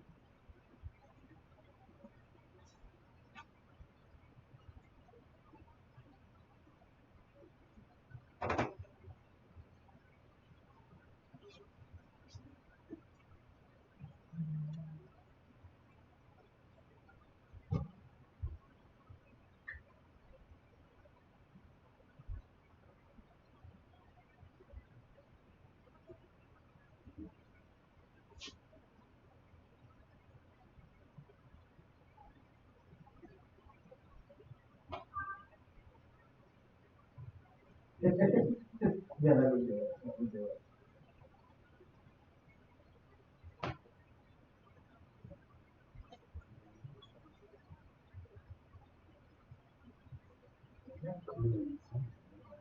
Yeah, one thing to think about, what the quantity is, what is going to say that quantity.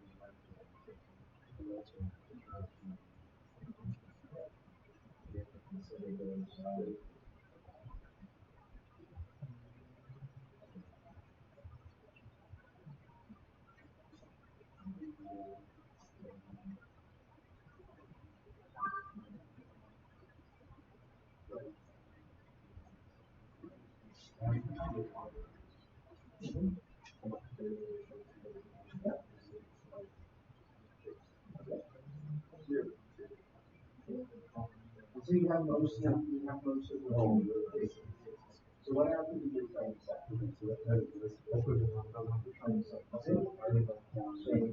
So let's set the same. So let's so what happens if you say this way?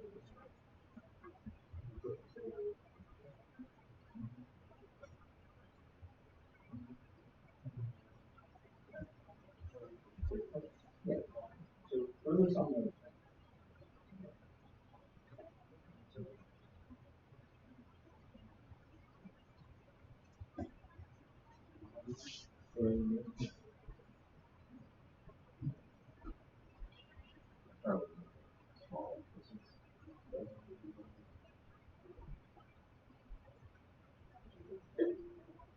So anyway, so listen. So what happens if you say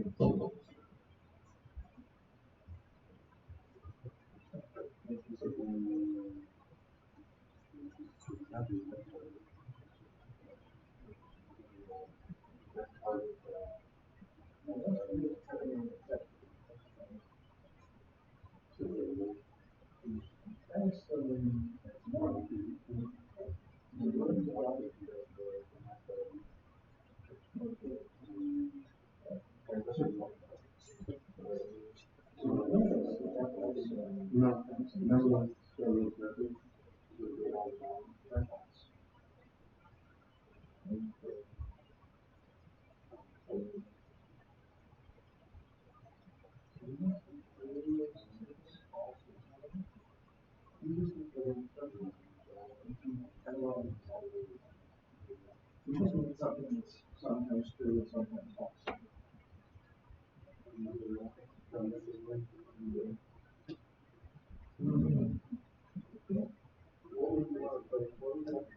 So,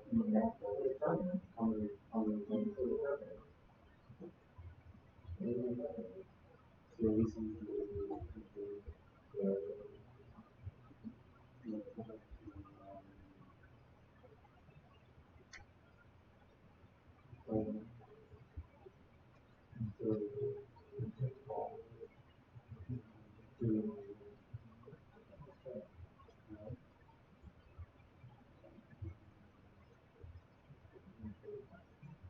now let's say that. So, this produces what kind of data?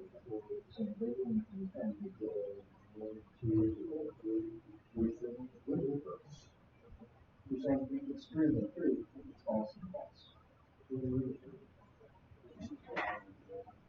So, we agree that.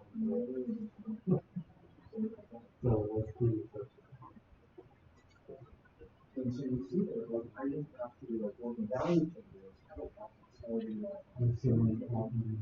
just like, put it in the control, and so just kind of,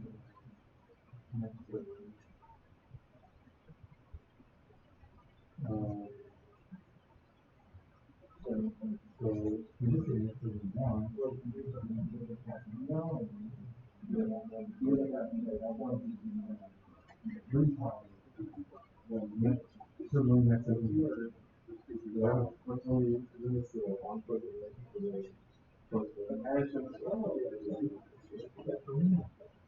they just, like, you have all the, so could you use front or right?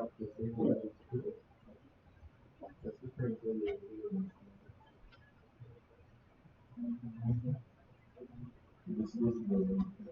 Okay.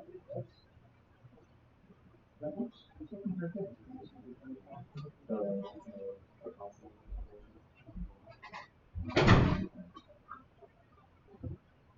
Okay. So it works, but it's not okay.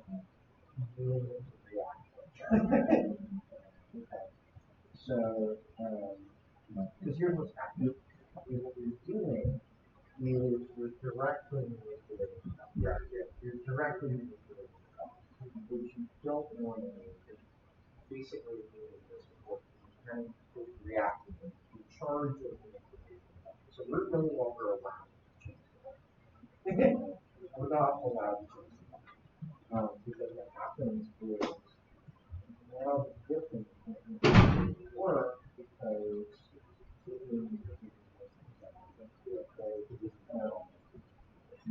a lot of times this may work initially. Okay. So I don't want to use, I don't want to use do something like this.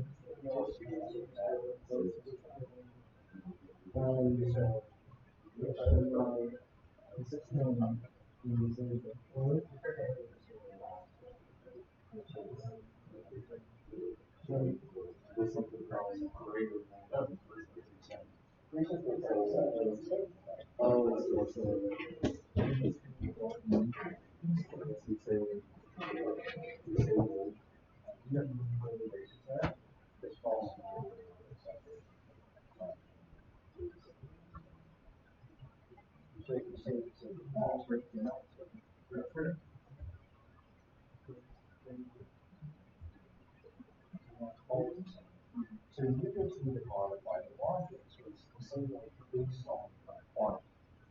So sometimes we can see no, this is not very just what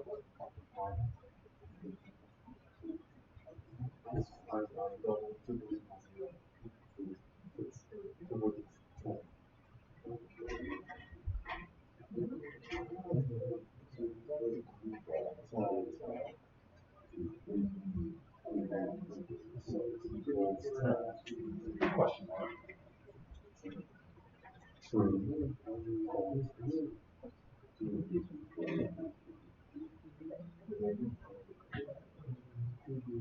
Let's look at the whole question mark.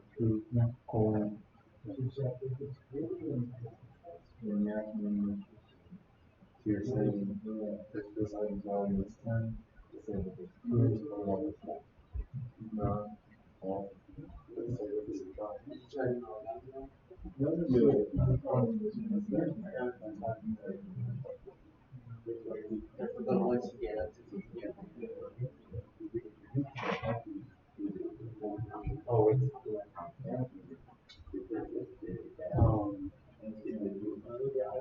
So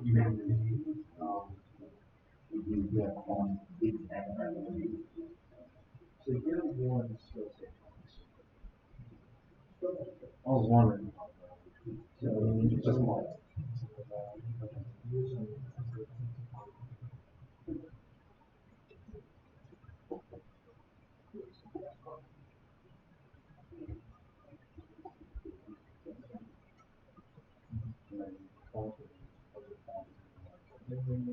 Notice how there's a dollar sign on the if you take one,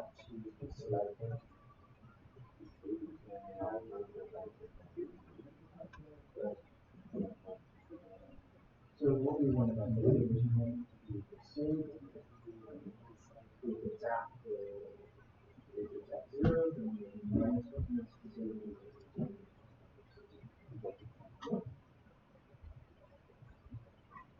Oh, by the way, within the class,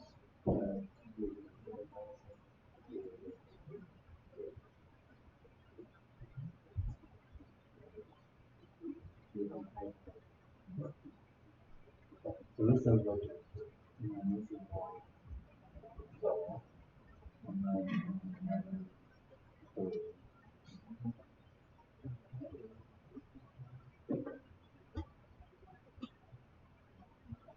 so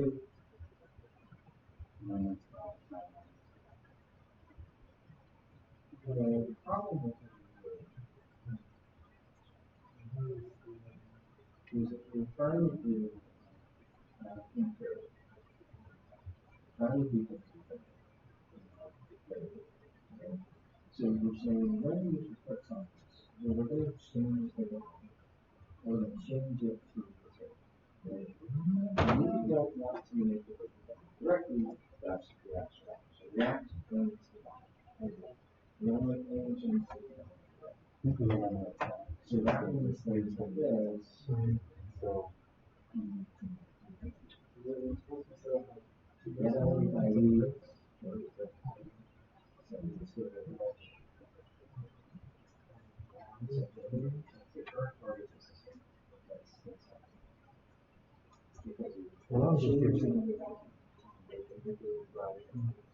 so that's just item one. So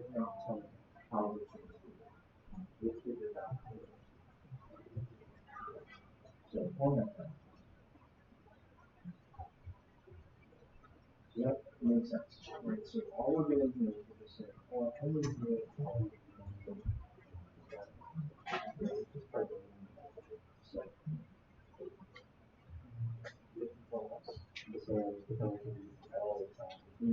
Let's go over to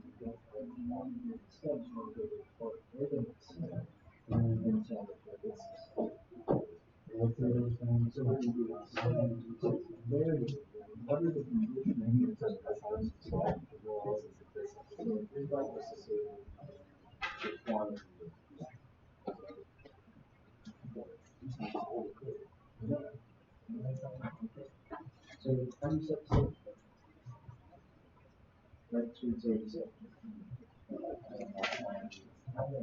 all right.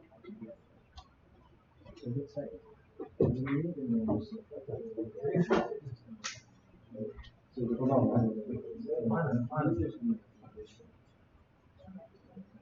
so what do you think?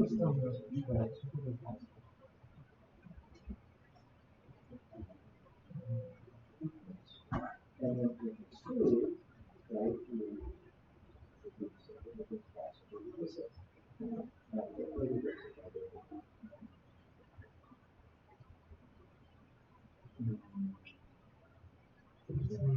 that's amazing. So we have to put the expression in there, so something is true.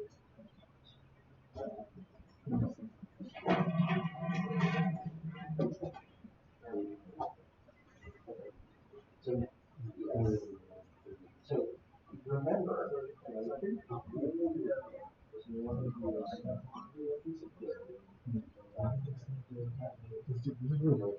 so here you're saying change it change this on to disable it. You don't do that. And then we'll say reactions. As well as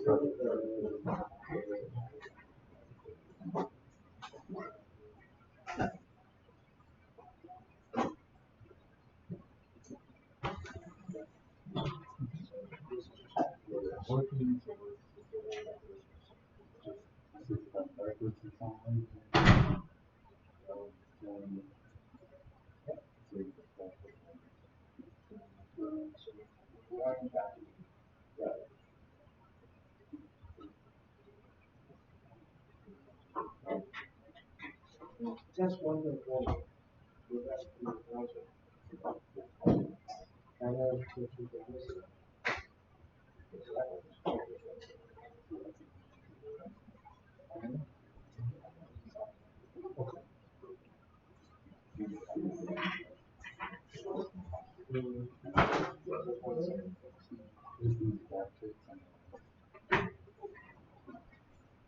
It seems like true design kind of work.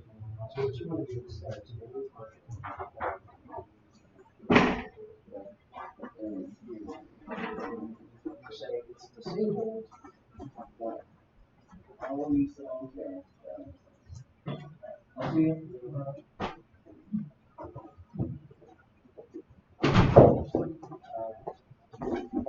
Did you get it figured out? Okay, let me take a look at it.